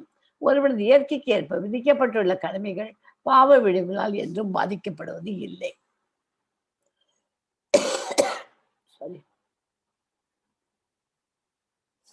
ஒவ்வொருவரது தொழிற்கடமையும் பகவத்கீதையில் விதிக்கப்பட்டுள்ளது. பிராமணர், சத்திரியர், வைசியர் மற்றும் சூத்திரர்களின் கடமைகள் குறிப்பிட்ட இயற்கை குணங்களுக்கு ஏற்ப விதிக்கப்பட்டுள்ளன. பிறரது கடமையை ஒருவர் நகல் செய்யக்கூடாது. சத்திரியனான அர்ஜுனன் தனது எதிரிகளுடன் போர் புரிய தயங்கி கொண்டிருந்தான். அத்தகு போர் பகவானான கிருஷ்ணருக்காக நடத்தப்பட்டால் வீழ்ந்துவிடும் பயத்திற்கான அவசியம் ஏதும் இல்லை. இப்ப பக்கத்துல இருக்க பிக்சர்ல இதுல எல்லாரும் நிக்கிறா. யாரெல்லாம்? குரங்கு நிக்கிறது, மங்கி, ஒரு ஃபிஷ் நிக்கிறது டேங்குக்குள்ள, ஒரு யானை நிக்கிறது, ஒரு ஒரு ஃபிஷ் நிக்கிறது, எல்லாமே நிக்கிறது. எல்லா டிஃப்ரெண்ட் டைப் ஆஃப் அனிமல்ஸ் நிக்கிறது. இந்த மரத்து மேல யார் ஃபர்ஸ்ட் ஏறு ரேஸ் வைக்கிறான். இது யாரால ஏற முடியும்? இதுல கரெக்டா ஏன் எக்ஸ்பிளைன் பண்ண முடியுங்க உங்களால? இதுல இந்த படத்துக்கு குரங்கால மட்டும்தான் தாவிட்டு மரத்துல ஏற முடியும். பட் யானையால பண்ண முடியாது. அது தண்ணியில தான் இருக்கணும். தண்ணியில இருந்து வெளியில வந்து அது செத்து போயிடும். சரி சரி. இதுல இருந்து உங்களுக்கு கிடைக்கிற தத்துவம் இது என்ன? அவளோட வேலையை அவதான் பண்ண முடியும். அவங்களுக்கு விதிக்கப்பட்ட கடமைகளை அவவா செய்யணும். இந்த குரங்குக்கு மரத்துல ஏறதுக்கு அதனோட கருத்து அது பண்ண முடியும் ஈஸியா. இப்போ யானையை போய் ஏறுனா யானையால எப்படி ஏற முடியும் அந்த மரத்து மேல? அதுக்கு அதுக்கு கீழே உட்காந்து அதுக்கு எல்லாரையும் விட புத்தி ஜாஸ்தி. எல்லா மிருகங்கள்லயும் ரொம்ப புத்தி வாய்ந்தது. ஞாபக சக்தியும் ஜாஸ்தியா இருக்கிறது யானைக்கு. அதுக்கிட்ட அதை ஒண்ணுமே பண்ண முடியாது. உங்களுக்கு யானையோட புத்தியை பத்தி உங்களுக்கு தெரிஞ்சிருக்கும். ஒரு தெய்யக்காரன் எல்லாரும் வாழைப்பழமா சீப்பா வாழைப்பழம் கொடுத்தான். அவன் இந்த தெய்யக்காரன் என்ன பண்ணா, ஒரு வாழைப்பழத்தை கொடுக்குறது, ஒரு வாழைப்பழத்துல ஊசி வச்சு கொடுத்தான். இது என்னப்பா இது? இந்த டெய்லி குளிக்க போறச்சு இதுக்கு வாழைப்பழத்தை கொடுக்க வேண்டியதுன்னு ஊசியை வச்சு கோவத்துல வச்சு கொடுத்துட்டான். அந்த யானையை எடுத்துன்னு தின்னுட்டே போயிட்டே இருக்க சமயத்துல அதுக்கு அந்த ஊசி நெஞ்சில குச்சிட்டு கொஞ்சம் தூரம் போனதுக்கு அப்புறமா குத்தின உடனே அங்கே போய் குளிச்ச உடனே யானை எப்போதுமே குளிச்சுட்டு மண்ணில் வந்தோடனே மண் அள்ளி தலையில போட்டுக்கும் தானாவே. அதனால யானை தன் தலையில் மண்ணை வாரி கொட்டுவது போலன்னு சொல்லுவோம் நம்ம. அது மாதிரி நம்ம நல்ல காரியங்கள்லாம் பண்ணிட்டு நம்ம மண் அள்ளி போட்டுவோம். அந்த பண்ணிட்டு வந்துருந்துச்சு நிறைய ட்ரங்க்ல இவ்வளோ மண்ணை தூக்கின்னு வருது. அங்கேருந்து எடுத்துன்னு இவன் தெய்யக்காரன்ட்ட அவனை போட்டு அடிச்சு சொதைச்சி அவனை உண்டு இல்லைன்னு திட்டுட்டு மற்ற காரியம் பார்த்துட்டு. ஏன் அப்படி பண்ணிட்டு? அதுக்கு ஞாபக சக்தி இருக்கு. யார் எந்த வாழைப்பழத்துல ஊசியை வச்சு கொடுத்தா அப்படிங்கிறது அதுக்கு ஞாபகம் வச்சு பண்ணிச்சு இல்லையா? அது மாதிரி அவளுக்கு கொடுத்தது அவ பண்ண முடியும். ஃபிஷ் தண்ணிக்குள்ள இருந்தாக்க அழகா சௌரியமா இருக்க முடியாது. அந்த மாதிரி அது இந்த இதுல எதுக்குனாக்க நமக்கு கொடுக்குற கடமையில ஈடுபட்டு செஞ்சு. இப்ப சத்திரியனால உனக்கு போர் புரியறது உன்னோட தொழில். நீ போர் புரிய அர்ஜுனா அப்படின்னு பகவான் சொல்லி கொடுக்குறாரு உனக்கு. மற்றதை பார்த்து நம்ம காப்பி அடிக்க வேண்டாம் அப்படிங்கிறதுக்கு தான். 54 படிங்க கமலாஜி.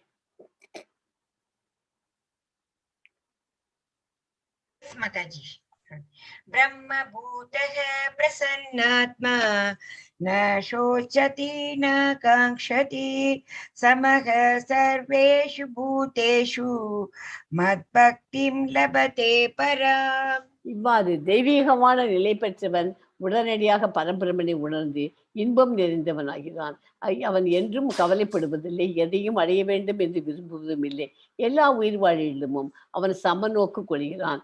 அத்தகு நிலையில் அவன் தூய பக்தி தொண்டை அடைகிறான். ஓகே, எல்லாத்துக்கும் நிலையான இருந்துச்சுன்னா பரபிரம்மனை உணர்ந்து அவன் எல்லாத்துலேயுமே சந்தோஷமா இருக்கிறான். யாரை பார்த்தாலும் அவகிட்ட ஆத்மாவும் பரமாத்மாவும் ரெண்டும் இருக்குங்கிறத தெரிஞ்சு எல்லாரையும் சமநிலையில் அவன் பார்க்க முடியுது. அந்த மாதிரி நிலைக்கு வரணும். இந்த ஸ்லோகம் ரொம்ப இம்பார்ட்டன்ட். இதுவும் 54 பூரணத்துடன் ஒன்றாக இணையும் பிரம்மபூத நிலையை அடைவதே அருவவாதிகளின் இலட்சியமாகும். ஆனால் உருவவாதிகளான தூய பக்தர்களை பொறுத்தவரை அந்த நிலையில் இருந்து மேலும் முன்னோக்கி சென்று தூய பக்தி தொண்டில் ஈடுவதே லட்சியமாக இருக்கிறது.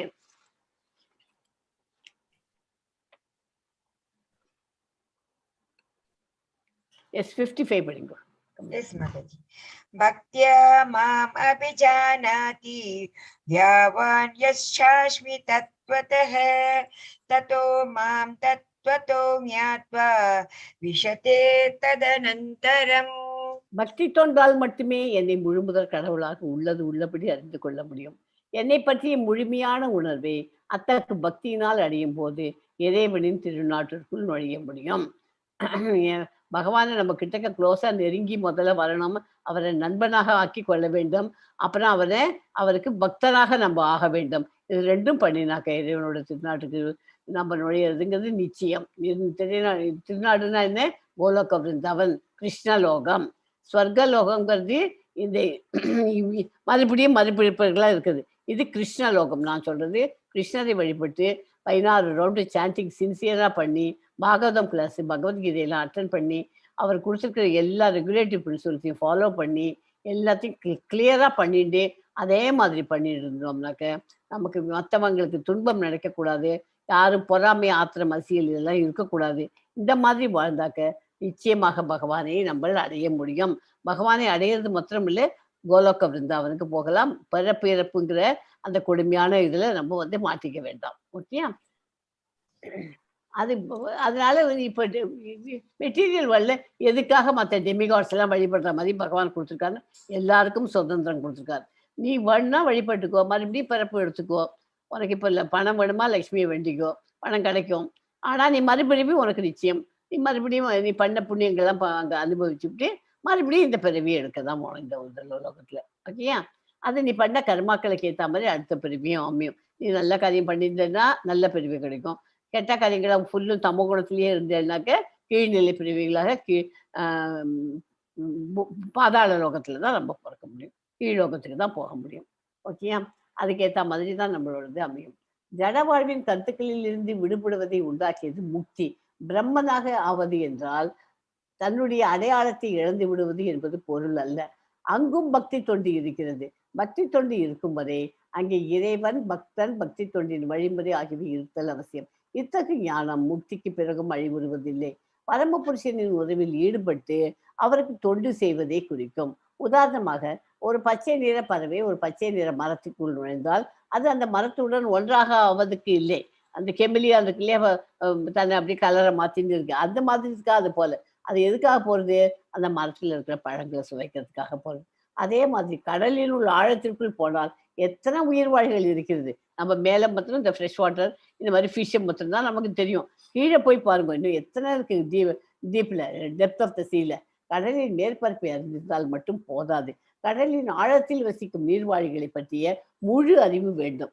ஓகே, 11வது அத்தியாயத்தில் கூறப்பட்டபடி பக்தி தொண்டால் மட்டுமே அவரை அடைய முடியும் என்பது இங்கு உறுதி செய்யப்படுகிறது. அந்த மாதிரி டெப்த்ல நம்ம போனோம். நமக்கு மேல் பக்கமா தான் இருக்கோம் நம்ம இப்போ, சூப்பர்ஃபிஷியலா இல்லையா, சர்ஃபேஸ்ல தான். நம்ம டெப்த்ல போய் எத்தனை மீன்கள் இருக்குன்னு கடல்ல பாக்குற மாதிரி நம்ம பகவானை பத்தி அறிஞ்சுக்கிறதுக்கு இன்னும் நிறைய இருக்கு. அதை அறிஞ்சிட்டு அப்ப அதை பண்ணாதான் நமக்கு அடைய முடியும், பகவானை அடைய முடியும் என்று இங்கு உறுதி செய்யப்படுகிறது. ஓகே, பகவான் கிருஷ்ணரை அவரது சொந்த விதிவுகளையும் மன அனுமானத்தினாலோ பக்தர்களாலோ என்ன, பக்தர்கள் அல்லாதவர்கள் புரிந்து கொள்ள முடியாது. பரமபுருஷ பகவானை புரிந்து கொள்ள யாரேனும் விரும்பினால் அவர் ஒரு தூய பக்தரின் வழிகாட்டுதலின் கீழ் தூய பக்தி தொண்டை ஏற்றுக்கொள்ள வேண்டும். இல்லாவிட்டால் பரமபுருஷ பகவானை பற்றி உண்மை எப்போதும் அறிந்தே இருக்கும். பரமபுருஷ பகவானை பத்தி நமக்கு தெரிஞ்சுக்கணும்னாக்க நமக்குன்னு ஒரு ஆன்மீக குருவை வச்சுட்டு அவர் எல்லாம் இதெல்லாம் தெரிஞ்சவரா இருப்பார். அவர் அவர்கிட்ட தூய பக்தி தொண்டு பண்ணி அவருக்கு வேணுங்கிற சர்வீஸ் எல்லாமும் பண்ணி கொடுத்து, டிவோஷனல் சர்வீஸ் பண்ணி கொடுத்து, அந்த மாதிரி இருந்தாக்க நம்ம பரமபுருஷனை பற்றி உண்மையை எப்போதும் நமக்கு நன்றாவே வந்துடும். இல்லைன்னா நமக்கிட்ட அது மறைந்தே இருக்கும். 56 படிங்க. Yes, Mataji. Sarva karmanyaphi sada கூர்வாணோ மத்வ்யாபஸ்ரயः மத்ப்ரசாதாத் அவாப்னோதி சாஸ்வதம் பதம் அவ்யயம். எல்லா விதமான செயல்களிலும் ஈடுபட்டிருந்தாலும் எனது தூய பக்தன் எனது பாதுகாப்பின் கீழ் எனது கருணையால் நித்தியமான அழிவற்றை எடுத்து அடைகிறான். தூய பக்தன் பியோர் டிவோட்டிய கடவுள் கிருஷ்ணர் என்ன பண்றார், இனி எந்த காரியத்தில் இருந்தாலும் அவர் தூய பக்தன் அவர் காக்கிறது அவரோட வேலை. எனது கருணையால் நித்தியமான அழிவற்றை எடுத்து அடைகிறார். அதனால காப்பாற்றி அவரை தன்னோட இடத்துக்கு அழைச்சின்னு போவார். தூய பக்தருக்கு காலத்தின் எல்லைகள் கிடையாது. அவன் சதா சர்வ காலமும், அதாவது 24 மணி நேரமும் 100% பரமபுருஷனின் வழிகாட்டுதலின் கீழ் செயல்களில் ஈடுபட்டுள்ளான். கிருஷ்ண உணர்வில் ஈடுபட்டிருக்கும் பக்தரிடம் பகவான் மிக கருணையுடன் உள்ளார். எல்லா கஷ்டங்களுக்கு மத்தியிலும் தெய்வீக லோகமான கிருஷ்ண லோகத்தை அவனால் அடைய முடியும். தூய பக்தன் அப்படின்னா அவர் 24 ஹவர்ஸும் அதை பற்றியே. இப்போ நமக்கு ஹரிதாஸ் தாக்கூர் இவந்தோ அவர் முஸ்லிமான இருந்தாலும் அவர் ஒரு நாளைக்கு 3 லட்சம் தடவை ஹரிநாமம் சாண்டிங் பண்ணிட்டு இருப்பார். அவர் பண்ணினா அவருக்கெல்லாம் நேராக வரலாம் கிருஷ்ணலோகம் தான் அவருக்கெல்லாம், இல்லையா? அதனால தான் நாங்களே இப்போ இதுக்கு போயிருந்தோம். இப்போ என்ன பூரி ஜெகநாத் போயிருந்தோம். அப்போ பேர் கட்சி ஹரிதாஸ் தாக்கூரோட இடத்த போய் உட்காந்து அங்கே எல்லாரும் ஒரு 4 ரவுண்டு சேன் பண்ணிட்டு வந்தோம். அந்த இடத்துல கீர்த்தனம் வச்சுட்டு பிரவச்சனம் இருந்தது. எஸ்மா 58 படிங்க. எஸ் மாதாஜி. மச்சிதஹ சர்வதுர்காணி மத்ப்ரசாதாத் தரிஷ்யசி அத சேத்வம் அஹங்காராத் ஸ்ரோஸ்யசி வினக்ஷ்யசி. நீ என்னை பற்றிய உணர்வில் நிலை பெற்றால் எனது கருணையின் மூலம் கற்றுண்ட வாழ்வின் எல்லா தடங்களையும் கடந்து விடுவாய். எப்போதுமே பகவானை நினைச்சிட்டு இருந்தோம்னாக்க அப்போ அவரோட கருணையால, அவரோட கிருஷ்ணாஸ் மர்சி, நம்ம எல்லாத்தையும் தடங்களையும் கடந்து விடலாம். ஆனால் அத்தகைய உணர்வின்றி அகங்காரத்துடன் நான் சொல்வதை கேட்காமல் செயல்பட்டால் நீ அழிந்து விடுவாய். அவர் சொல்றது எதையுமே நம்ம கேட்காத நம்ம இஷ்டத்துக்கு வழி பண்ணிட்டு இருந்தோம்னா என்ன ஆகுது? அழிந்து விடுவார். நம்ம உருப்பிட முடியாதுன்னு அர்த்தம். கிருஷ்ண உணர்வில் இருப்பவன் தனது வாழ்வில் கடமைகளை ஆற்றுவதற்காக அதிகமாக கவலைப்படுவது இல்லை. எல்லா கவலைகளிலிருந்து விடுதலை பெற்ற இந்த மிக சிறந்த நிலையை முட்டாள்களால் புரிந்து கொள்ள முடியாது. கிருஷ்ண உணர்வில் செயல்படுவதற்கு பகவான் நெருங்கிய நண்பர். பகவான் தன்னையே தன் நண்பரிடம் அளிக்கின்றார். கிருஷ்ண உணர்வில் செயல்படாதவன் பிறப்பு இறப்பு கடலில் தொழிலில் தன்னை இழக்கிறான். அழிந்து விடுவாய்னா மறுபடியும் திரும்பி திரும்பி உலகத்துல பிறந்துட்டு கஷ்டப்பட்டங்களை அனுபவிச்சுட்டு தான் இருக்கணும். அதனால கிருஷ்ணர் வீட்டுக்கு அவர் கம்ப்ளீட்டா அந்த உணர்வுல கிருஷ்ணா கான்சியஸ்ல நம்ம இருக்கணும். 61 படிக்க. Yes, Mataji. Ishvaraha sarvabhutanam hrideshirjuna tishtade brahmyan sarvabhutani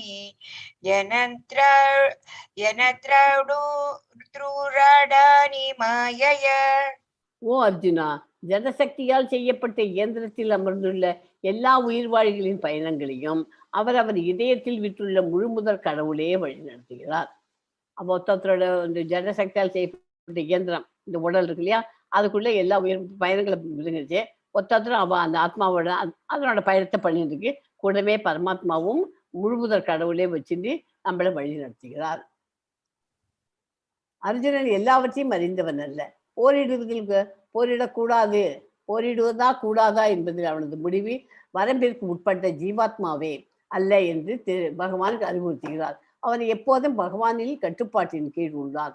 எனவே அவனது கடமை அவரிடம் சரணடைவதே.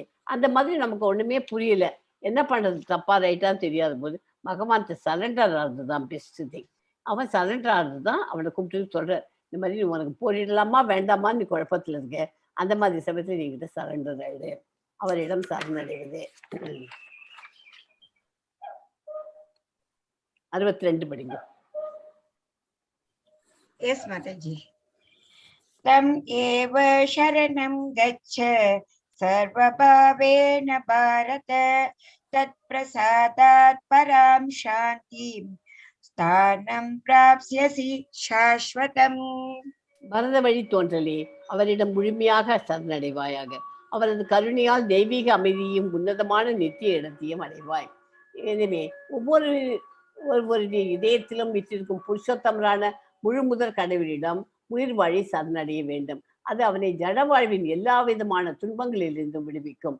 இறுதியில் முழு முதற் கடவுளை சென்று அடைகிறான். ஓகேயா? முழுமையா கம்ப்ளீட் சரண்டர் ஆயிடும். 63 படிங்க கமலாஜி. Yes, Mataji. Iti te jnanam akyatam guhyat guhyataram maya vimrishyaitat aseshena yatechasi tata kuru. ஒரு நிமிஷம் இதுக்கு மீனிங் சொல்லிடுறேன். ஏதாவது ஒரு ஸ்லோகம் சொல்லுவேன் இல்லையா? 63க்கு சொல்லி தரேன் உங்களுக்கு.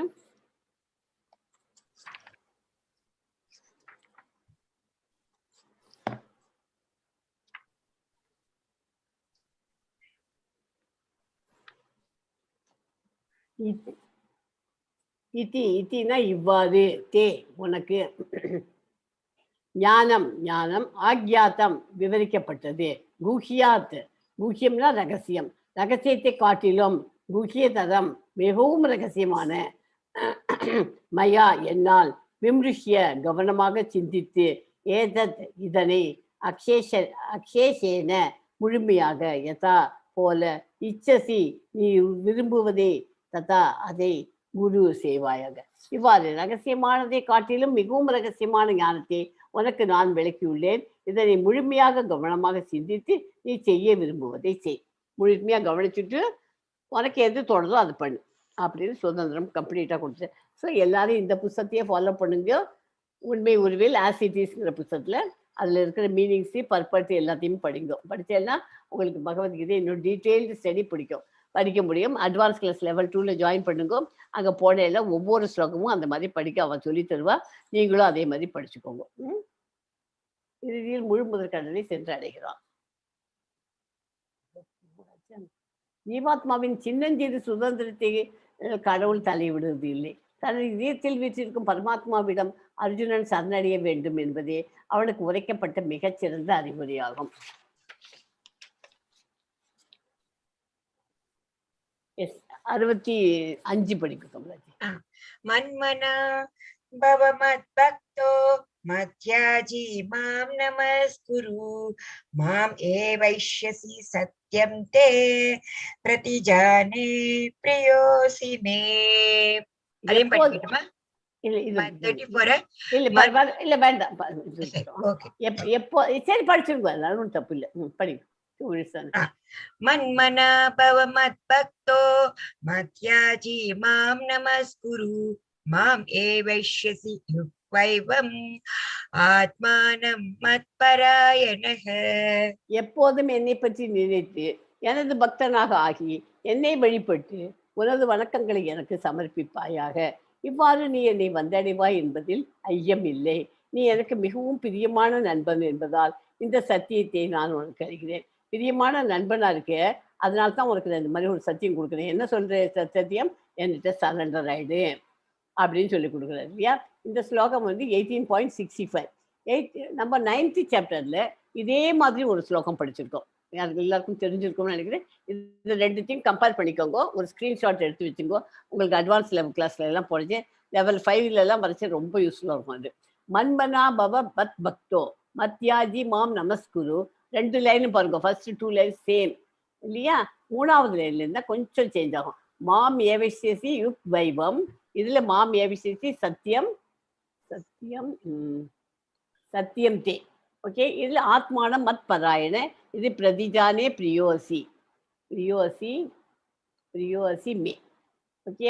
உனது மனதை எப்போதும் என்னை பற்றி சிந்திப்பதில் ஈடுபடுத்தி எனது பக்தனாகி எனக்கு வந்தனை செய்து என்னை வழிபடுவாயாக. இவ்வாறு என்னிடம் முழுமையாக லயித்து நிச்சயமாக நீ என்னிடம் வருவாய் அப்படின்னு சொல்றார். இதுல என்ன சொல்றார்? அதே தான் கடைசியில எண்டில் வந்து என்ன சொல்ற? கம்ப்ளீட்டா என் பிரியமான நண்பருங்கிறதுனால தான் உனக்கு இதெல்லாம் சொல்றேன். நீ கம்ப்ளீட்டா என்கிட்ட சமர்ப்பிப்பு, உனது வழக்கங்களை சமர்ப்பிப்பாயாக, சரண்டர் ஆயிடு அப்படிங்கிறார். ஸோ இந்த 2 ஸ்லோகமும் சேம் தான். 9.34 and 18.65. ஓகே. ஞானத்தின் ரகசியமான பகுதி என்ன?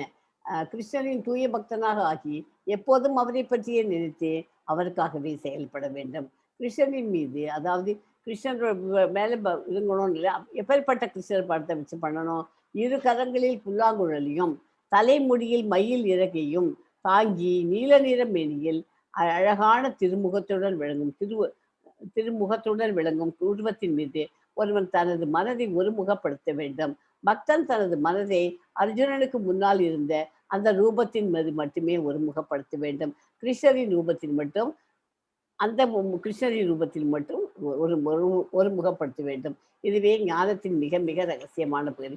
அர்ஜுனனுக்கு கிருஷ்ணர் போர் படியடிச்சு எப்படி உட்காந்து அவருக்கு இதெல்லாம் சொல்லி கொடுத்தாரோ அந்த இடத்துல அவர் எப்படி இருந்தார், அந்த மாதிரி போட்டோவை வச்சுட்டு நம்ம அவரை வச்சு அவர்கிட்ட கம்ப்ளீட்டா சரண்டர் ஆகணும்னு சொல்றது. ஓகே, கிருஷ்ணருக்கு தூய பக்தனாக ஆக்கி அவரை பற்றியே நினைத்து அவருக்காகவே செயல்பட வேண்டும். இதுவே ஞானத்தின் மிக மிக ரகசியமான பகுதியாகும். ஓகே, 18.65 18.66 படிக்கும். Yes, Mataji. Sarva dharman parityajya mam ekam sharanam praja aham tvam sarva papebhyo mokshayishyami ma shuchaha. எல்லா விதமான தர்மங்களையும் துறந்து என்னிடம் மட்டுமே சரணடைவாயாக. உன்னை எல்லா பாவ விளைகளிலிருந்தும் நான் விடுவிக்கிறேன், பயப்படாதே அப்படின்னு அவளுக்கு அர்ஜுனனுக்கு நீ என்கிட்ட சரணடைஞ்சுட்டே, கிருஷ்ணரிடம் சரணடைஞ்சாக்க இதெல்லாம் பண்ணேன், கவலைப்படாதே அப்படின்னு சொல்ற. இந்த ஸ்லோகமும் இம்பார்ட்டன்ட் ஸ்லோகம், கிருஷ்ணரிடம் சரணடைகிற ஸ்லோகம். பரபிரம்மன் பரமாத்மா, வர்ணாசிரமம், சந்நியாசம், பற்றின்மை, மனதையும் புலன்களையும் கட்டுப்படுத்துதல், தியானம் என பல தரப்பட்ட தர்மங்களை அவர் பல்வேறு வழிகளில் விளக்கினார். தன்னிடம் சரணடைந்தால் போதும், எல்லா பாவ விளைகளிலிருந்தும் காக்கும். ஏனெனில் இறைவன் தாமே அவனை பாதுகாப்பதாக சத்தியம் செய்து கொடுக்கிறார். எல்லாத்தையும் எக்ஸ்பிளைன் பண்ணார் வரிசையா, ஒன்னொன்னா எக்ஸ்பிளைன் பண்ணோம் இல்லையா. நம்ம என்னென்ன பார்த்தோம், பரபிரம்மன்னா என்ன, பரமாத்மானா என்ன, வர்ணாசிரமனா என்ன, சன்னியாசம்னா என்ன, பற்றின்மைனா என்ன, மனதையும் புலன்களையும் கட்டுப்படுத்தணும்னு சொல்லி கொடுத்தார்.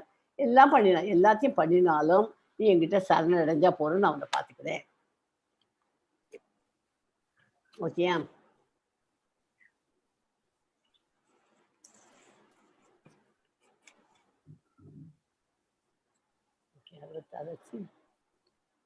Yes, 67 படிக்கும். Yes, Mataji.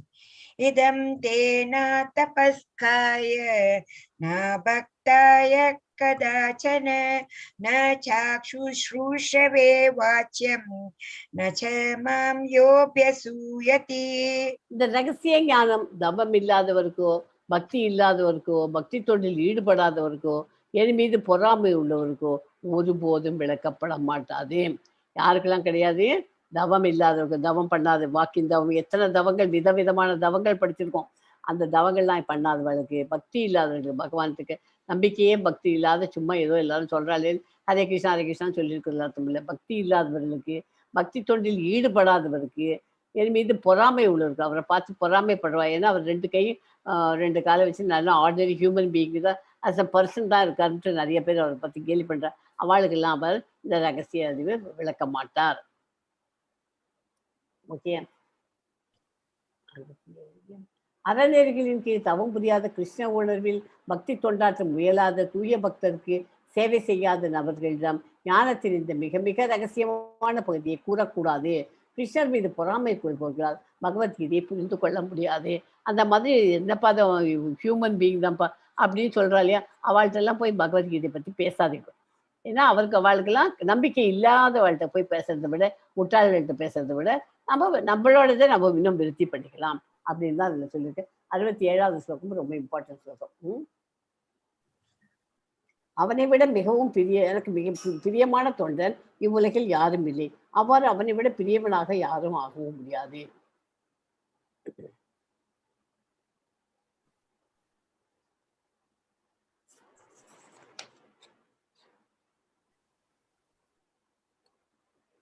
எஸ்மா 68 படிக்கும். 68, 69 படிக்கும். இதம் பரமம் குக்யம் மத்பக்தேஷ்வபிதாஸ்யதி பக்திம் மயி பராம் கிருத்வா மாம் ஏவைஷ்யத்ய சம்சயः ந ச தஸ்மான் மனுஷேஷு कश्चिन्मे प्रियकृतमः भविता न च मे तस्मात् अन्यः प्रियतरो भुवि. இந்த பரம ரகசியத்தை எனது பக்தர்களிடம் விளக்குபவனுக்கு தூய பக்தி தொண்டு உறுதிப்படுத்துவதோடு அவன் இறுதியில் நிச்சயமாக என்னிடம் திரும்பி வருகிறான் அப்படிங்கிறது தான் 67வது ஸ்லோகம்.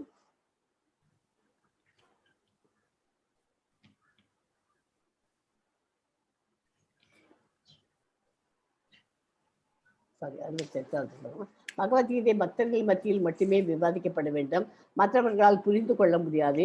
தூய பக்தியின் விளைவாக அவனை ஒரு முழுவதன் கடவுளின் திருநாட்டுக்கு திரும்பி செல்வது உறுதி. பகவான் கிட்டக்க நம்ம கண்டிப்பா போக முடியும் அவனால அப்படிங்கிறது தான் அந்த ஸ்லோகம். இது 69 அவனை விட எனக்கு மிகவும் பிரியமானவன் இந்த உலகில் வேறு யாரும் இருக்க முடியாது. அவனை விட பிரியவனாக யாரும் ஆகவும் முடியாது அப்படிங்கிறது தான் 69. இந்த மாதிரி நிச்சயமாக என்னிடம் திரும்பி வருகிறார். அந்த 68க்கும் 69க்கும் கனெக்டட். ஓகே, 70 படிங்க. எஸ் மாதாஜி. அத்யேஷ்யதே சய இமம் தர்ம்யம் சம்வாதம் ஆவ்யயோஹோ ஞான ஞானேன தேனாகம் இஷ்டக ஷ்யாம் இதி மே மதிஹி. மேலும் நமது இந்த புனிதமான உரையாடலை கற்பவன் தனது அறிவால் என்னை வழிபடுவான் என்று நான் அறிவிக்கிறேன்.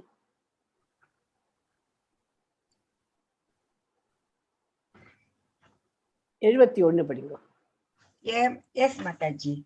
श्रद्धवान् अनशूयश्च शृणुयात् अपि यो नरः सोऽपि मुक्तः शुभालोकान् प्राप्नुयात् पुण्यकर्मणाम्. மேலும் நம்பிக்கையுடனும் பொறாமையின்றியும் இதனை யார் ஒருவன் கேட்கிறானோ அவன் பாவ விளைவுகளிலிருந்து விடுபட்டு புண்ணியம் செய்தவர்கள் வாழும் மங்களகரமான லோகங்களை அடைகிறான். ஓகே, ஒரு நம்பிக்கை இருக்கணும், பொறாமை இருக்கக்கூடாது. அது யாரு கரெக்டா பண்றாளோ அவ பாவ விளைவுகள் கிடையாது, புண்ணியம் விழுந்த மங்களகரமான லோகங்களை அடைய முடியும். பகவான் மீது பொறாமையுடைய நபர்களிடம் பகவத்கீதை விளக்கப்படுவதை பகவான் பகிரங்கமாக தடுத்துள்ளார். பகவத்கீதை பக்தர்களுக்கு மட்டுமே.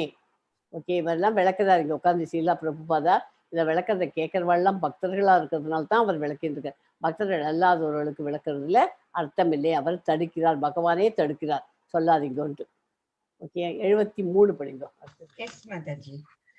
अर्जुन उवाच नष्टो मोहः स्मृतिर्लब्धा त्वत्प्रसादान् मयाच्युत स्थितोऽस्मि गतसन्देहः करिष्ये वचनं तव. பகவானின் ஆணைக்கேற்ப செயல்படுவதே உயிர்வாழிகளின் உண்மையான நிலை என்பதை அர்ஜுனனால் தற்போது காட்டப்படுகிறது. உயிர்வாழிகளின் ஸ்வரூபம் தொண்டு புரிவதாகும், இல்லையேல் மாயைக்கு தொண்டு செய்தாக வேண்டும். ரொம்ப ரொம்ப இம்பார்ட்டன்ட் அது. உயிர்வாழிகள் என்ன பண்ணணும்? உயிர்வாழிகளின் ஸ்வரூபம் தொண்டு புரிவதாகும், இல்லையேல் மாயைக்கு தொண்டு செய்தாக வேண்டும். மாயைனா இந்த மெட்டீரியல் வேர்ல்டில் வேண்டாத்துக்கெல்லாம் பண்ணிட்டு மாயையில வாழ்ந்துருக்கணும், காணல் நீர் மாதிரி வாழ்ந்துருக்கணும். ஓகே, அர்ஜுனன் கூறினான், எனது அன்பு கிருஷ்ணரே, வீழ்ச்சி அடையாதவரே, எனது மயக்கம் தற்போது நீங்கி விட்டது. தங்களது கருணையால் நான் எனது நினைவை மீண்டும் பெற்றுள்ளேன். எல்லா சந்தேகங்களிலிருந்தும் நான் விடுபட்டு நான் தற்போது உறுதியுடன் உள்ளேன். தங்களது உபதேசங்களின்படி செயல்பட தயாராக உள்ளேன். கம்ப்ளீட்டா சரண்டர் ஆயிட்டோம். பிக்சர்ல பார்த்தாலே உங்களுக்கு புரிஞ்சிருக்கும், கம்ப்ளீட் சரண்டர். சஞ்சயன் கூறினான், 74 75 அந்த ஸ்லோகம். சஞ்சயன் கூறினான். இப்போ இதெல்லாம் சஞ்சயன் சொல்றான். ஸ்டார்டிங் ஆஃப் த பகவத்கீதா யார் சொன்னா? முதல் ஸ்லோகம் யாருக்கு சொல்ல தெரியும்? திருதராஷ்டிரர் அவர் சொன்னார். இப்போ கடைசியில இதுல 74 சஞ்சயன் சொல்றான். சஞ்சயன் கூறினான், இவ்வாறு கிருஷ்ணர் அர்ஜுனன் என்னும் இரு மகாத்மாக்களுக்கு இடையிலான உரையாடலை நான் கேட்டேன். அதன் அற்புதமான விஷயங்களால் எனக்கு மயிர் கூச்சம் ஏற்படுகிறது, எனக்கு கூஸ்பம்ஸ் வருது. எனக்கு அதை கேட்கறச்சியே அவ்வளவு 2 பேருக்கும் உரையாடல் நடக்குது. யாசரின் கருணையால் யோகங்களின் இறைவனான கிருஷ்ணர் அர்ஜுனனிடம் தாமே நடத்தி அந்த மிக மிக ரகசியான உரையாடலை நானே நேரடியாக கேட்டேன் அப்படின்னு சஞ்சயன் திருதராஷ்டிரனுக்கு சொல்றார். மன்னனே, கிருஷ்ணருக்கும் அர்ஜுனனுக்கும் இடையில் நடந்த இந்த அற்புதமான புனித உரையாடலை மீண்டும் மீண்டும் நினைத்து ஒவ்வொரு கணமும் உணர்ச்சி வசப்பட்டு நான் இன்பமடைகிறேன். அவர் சொன்னதை நான் கேட்டுவிட்டு நான் ரொம்ப உணர்ச்சி வசப்பட்டு இருக்கேன் அப்படின்ட்டு அந்த அவர் இதுங்கிறத அவ பேசுறதை கேட்டுவிட்டு சஞ்சயன் வந்து திருதராஷ்டிரனுக்கு சொல்றார். எஸ்மா 78 படிக்கிறோம். Yes, Mataji. Yatra Yogeshwaraha Krishno Yatra Pato Dhanurdaraha Tatra Shir Vijayo Bhutir Dhruvanītir Matir Mama.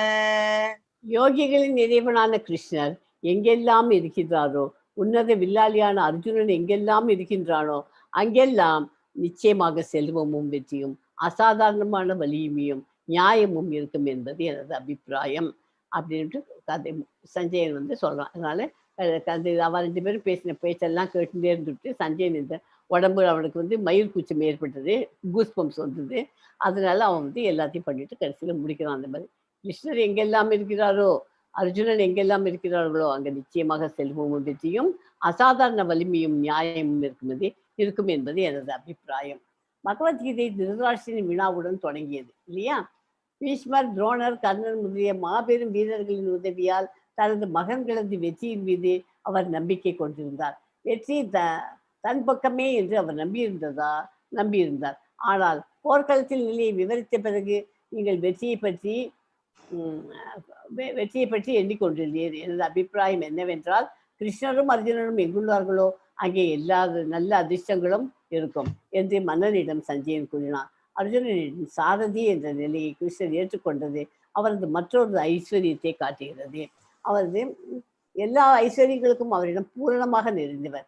கிருஷ்ணர் எல்லா ஐஸ்வர்யங்களும் அவரிடம் பூரணமாக நிறைந்தவர். அவற்றில் ஒன்று துறவிற்கு எஜமானர். பகவத்கீதையில் நாம் புரிந்து கொள்ளக்கூடியது என்னவென்றால், தியானத்தினாலும் அனுமானத்தினாலும் தன்னுணர்வை அடைதல் ஒரு முறை, ஆனால் கிருஷ்ணரிடம் சரணடைவது உன்னதமான பக்குவ நிலை. தியானமும் ஞானத்தை விருத்தி செய்வதும் ரகசியமானது. கிருஷ்ணரிடம் சரணடைவதே மிக மிக ரகசியமான உபதேசமாகும். ஸோ அதுலேருந்து உபதேசத்தை நம்ம கேட்டு இந்த ஸ்லோகம் ரொம்ப இம்பார்ட்டன்ட். 78 லாஸ்ட் ஸ்லோகம். So the process of chanting the holy name of the Lord is always superbly effective, but it is especially effective in the age of Kali. இந்த கலியுகத்தில் அதுதான் சிறந்த யாகம், சிறந்த வழி. அதனால ஃபுட் ஃபார் த சோல், நம்ம வயிற்றுக்கு பசிச்சுன்னா போய் சாப்பிட்றோம். அதே மாதிரி ஆன்மீகத்தில் நம்ம இதயத்தில் இருக்கிற ஆத்மாவுக்கு பசிச்சுதான் என்ன சாப்பிட்றோம்? ஹரே கிருஷ்ணா ஹரே கிருஷ்ணா, கிருஷ்ண கிருஷ்ணா ஹரே ஹரே, ஹரே ராம ராம ராம ஹரே ஹரே. அந்த ஃபுட்டு, அந்த சாப்பாடை நம்ம போட்டாலே ஆன்மீகத்தில் நம்ம முன்னேறலாம். ஓகே. ஸோ இதோட இந்த சாப்டர் முடிஞ்சு போச்சு. கர்மயோகம் மூலம் இயற்கையின் கட்டுரைகளின் விமோசனம், செயல்பாட்டின் 5 காரணிகள், முக்குணங்களை 5 அனைத்தையும் கட்டுப்படுத்துகின்றன. வர்ணாசிரம தர்மத்தை பின்பற்றுவதன் புனிதமடைய முடியும். பிரம்ம தளம், ரகசியமான அறிவு, தூய பக்தி, கிருஷ்ண உணர்வில் செயல்படுவது முடிவுரை. முடிச்சாச்சு. 78வது ஸ்லோகத்தை எல்லாரும் படிச்சுக்கோங்க. ரொம்ப இம்பார்ட்டன்ட் 78. ஓகே. இதில் வந்து ஜகாய் மதாய்னு ஒரு 2 பேர் இருக்கா. அதை பற்றி ஒரு கதையை சொல்கிறேன். ரொம்ப நாளைக்கு முன்னாடி கிருஷ்ணர் வந்து இறக்கமுள்ள அவதாரத்தில் சைத்தன்ய மகாபிரபுவாக வந்தார். அவரது கூட்டாளிகள் முதலிவான இதுவே நித்யானந்தா. அவர் வேறு யாரும் அல்ல, அனதா சேஷாவின் அவதாரமான பல்ராமன். சைத்தன்ய மகாபிரபு கடவுளின் அன்பை பங்கேற்க விரும்பும் எவருக்கும் இலவசமாக விநியோகித்தாலும் நித்யானந்தர் மிகவும் இரக்கம் உள்ளவர். விருப்பமில்லாத பாவமுள்ள மற்றும் நாத்திக மக்களுக்கு கூட அவர் கருணையை வழங்கினார். ஓகே. ஒரு நாள் இறைவன் சைத்தன்யா, நித்யானந்த பிரபு மற்றும் ஹரிதாஸ் தாக்கூர் ஆகியோர் நாடியாவில் உள்ள ஒவ்வொரு வீட்டிற்கும் சென்று கிருஷ்ணரின் பெயரை உச்சரிக்கும்படி கேட்டுக்கொண்டார்கள். 2 பெரிய பக்தர்கள் அவளுடன் முன்வந்து ஒவ்வொரு கதவையும் தட்ட ஆரம்பித்தார்கள். தயவு செய்து கிருஷ்ணரின் பெயரை உச்சரிக்கவும், கிருஷ்ணரை வணங்குங்கள், கிருஷ்ணரை பற்றி மற்றவர்களுக்கு கற்பிக்கவும். அவர்களது பக்தியுள்ள மக்களால் மகிழ்ச்சியுடன் வரவேற்றனர். பொறாமை கொண்டவர்கள் அவர்களை நிந்திக்கிறார்கள். சாதகமான அல்லது சாதகமற்ற எதிர்வுகளால் அவர்கள் முற்றிலும் கவலைப்படவில்லை. அவர்கள் நகரத்தை சுற்றி வந்தார்கள். நதியாவில் ஜகாய் மற்றும் மதாய் என்று அழைக்கப்படும் 2 பாவமுள்ள சகோதரர்கள் வாழ்ந்தார். Sinful persons. அவெல்லாம் பக்தியுள்ள பிராமண குடும்பத்தில் பிறந்திருந்தாலும் மோசமான கூட்டுறவு மூலம் அவர்கள் இறைச்சி சாப்பிடுவார்கள், குடிகாரர்கள், திருடர்கள், அப்படியெல்லாம் இருந்தார். அவன் செய்யாத எந்த குற்றமும் இல்லை. அனைத்து பாவச்செயல்களின் ஆளுமை என்று தோன்றிய 2 நபர்களையும் முழு நகரமும் பயமுறுத்தியது. எல்லாத்தையும் பயமுறுத்தியே வச்சிருந்தார். நித்யானந்த பிரபு அது மற்றும் ஹரிதாஸ் தாக்கூர் அந்த ஊரை போயிட்டே இருக்கும்போது ஹரே கிருஷ்ணா மந்திரத்தை பாடிட்டே போயிட்டு இருக்கா. அங்கே இந்த 2 சகோதரரும் ஒருத்தருக்குள்ள சண்டை போட்டுருக்கா. அப்போ இவர் இந்த நித்யானந்த பிரபு கிட்டக்க போய் கருணையோட அவள்கிட்ட சண்டையை சமரசம் பண்ணுறதுக்காக போயிருக்கிறார். அப்போ பார்த்துட்டு நகர மக்கள் பிரபு நித்யானந்தா மற்றும் ஹரிதாஸ் தாக்கூர் ஆகிய எச்சரிக்கை அவள்லாம் சொல்லியிருக்கா, நீ இப்படி பண்ணாதே போகாதே அவள்லாம் குடிக்காதகள். இருந்தாலும் அவள் கிட்டக்க போனார். 2 பாவிகளும் அவள் வந்து இப்போ 2 பேரையும் சொல்ல சொன்னார். ஹரி ஹரே கிருஷ்ணா மகாமந்திரத்தை சொல்லுன்னு. அந்த 2 பாவிகளும் அவளை திரும்பி பார்த்துட்டு கோபத்தில் கர்ஜித்து 2 சன்னியாசிகளையும் பிடிக்கலான்னு வரா. அவள் பிடிக்க வரானதுமே இவ 2 பக்தர்களும் எல்லாரும் ஓட ஆரம்பிச்சுட்டா. அவள் கிருஷ்ணா எங்களை காப்பாற்றுங்கள் என்று மற்றவள் எல்லாமும் ஓட ஆரம்பிச்சிட்டா. ஹரிதாசன் நித்யானந்தா பிறகு அதை பற்றி அவள் 2 பேரும் என்ன சொல்கிறா, ஹரிதாஸ் இதெல்லாம் போடி இருந்துச்சு. ஒரு வீட்டில் வந்து நித்யானந்தா பிரபு சூடாமல் ஜகாமத்தை இறைவன் நித்யானந்தா மற்றும் ஹரிதாஸ் தாக்கூர் சிரித்து கொண்டே ஓடினார்கள். அவர் கடைசியில் சீவாச அகர்யா வீட்டிற்கு அதுக்குள்ளே போய் காணாமல் போயிட்டார். அதை 2 சகோதரர்களும் தேடி பார்த்துருக்கா, கிடைக்கல. நித்யானந்த பிரபு தாக்கினார். இதற்கிடையில் 2 சகோதரர்களும் கங்கைக்கு அருகே வசிக்க தொடங்கினார்கள். அங்கு சைத்தன்ய மகாபிரபு குடித்தார். தொடர்ந்து குடிபோதையில் இருந்தவர்கள் பக்தர்களை துன்புறுத்தவும் பயமுறுத்தவும் தொடங்கினார். இரவில் ஸ்ரீவாச ஆச்சாரியா அவரின் வீட்டில் இருந்து வரும் கீர்த்தனைகள் இருந்த சத்தங்களை அவர்களால் கேட்க முடிந்தது. மேலும் மெல்லிசையுடன் விளையாடுவதோடு நடனம் ஆடுவார்கள். ஒரு நாள் நித்யானந்த பிரபு இருட்டில் திரும்பி வந்தபோது 2 சகோதரர்களால் தூண்டப்பட்டார். அவரது அடையாளத்தை அறிந்ததும் மதாய் கோபமடைந்து மண்பானையால் அவரை தாக்கினார். காயத்தில் இந்த ரத்தம் பாய்வதை கண்ட ஜகாய் இரக்கம் உள்ளவனாகி தன் சகோதரனை கட்டுப்படுத்தினான். நித்யானந்தா பிரபு பொறுமையாக நின்று கொண்ட சகோதரர்களை இரக்கத்துடன் பார்த்து வலியையும் அவமானத்தையும் சகித்து கொண்டு மக்கள் இந்த சம்பவம் குறித்து சைத்தன்ய மகாபிரபுவிடம் சொன்னார். அவ கேட்கவே இல்லை. காயமடைந்து கேள்விப்பட்ட சைத்தன்ய மகாபிரபு அவர்களை கொல்லும் நோக்கத்துடன் அவர்களை நோக்கி ஓடினார்.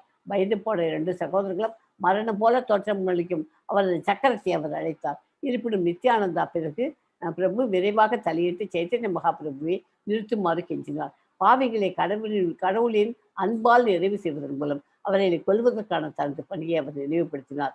இவ்வாறு சமாதானப்படுத்தி இறைவன் தனது சக்கரத்தை திரும்ப பெற்றார் அப்படின்னு ஒரு கதை இருக்குது.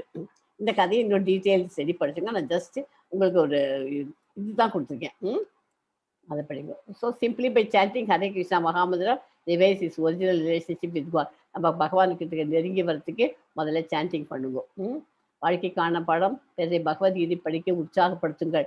நீங்கள் மட்டும் படித்து டிவோஷனல் சர்வீஸ் பண்ணுறதுக்கு உங்களுக்கெல்லாம் என்ன டிவோஷனல் சர்வீஸ் இப்போ இம்மீடியட்டாக நான் கொடுத்துருக்கேன், 4 பேரை சேர்த்து விடுங்க நம்ம கிளாஸில். மற்றவர்கள் இந்த மிக அற்புதமான அறிவை பெறும்போது நீங்கள் பரமபுருஷ பகவானுக்கு பிரியமானவளாக ஆகிறீர்கள். நீங்கள் 4 பேரை நம்ம கிளாஸில் சேர்த்து விட்டேன்னா நீங்கள் வந்து பகவத்கீதை படித்ததனோட பலன் வந்து பகவான் வந்து கிருஷ்ணர் வந்து உங்களுக்கு அருள் புரிஞ்சு நீங்கள் கிருஷ்ணர்கிட்ட நெருங்கி வர முடியும். அதுதான் இந்த சாப்டரில் ரொம்ப கற்றுக்கிற வாழ்க்கைக்கான பாடம்.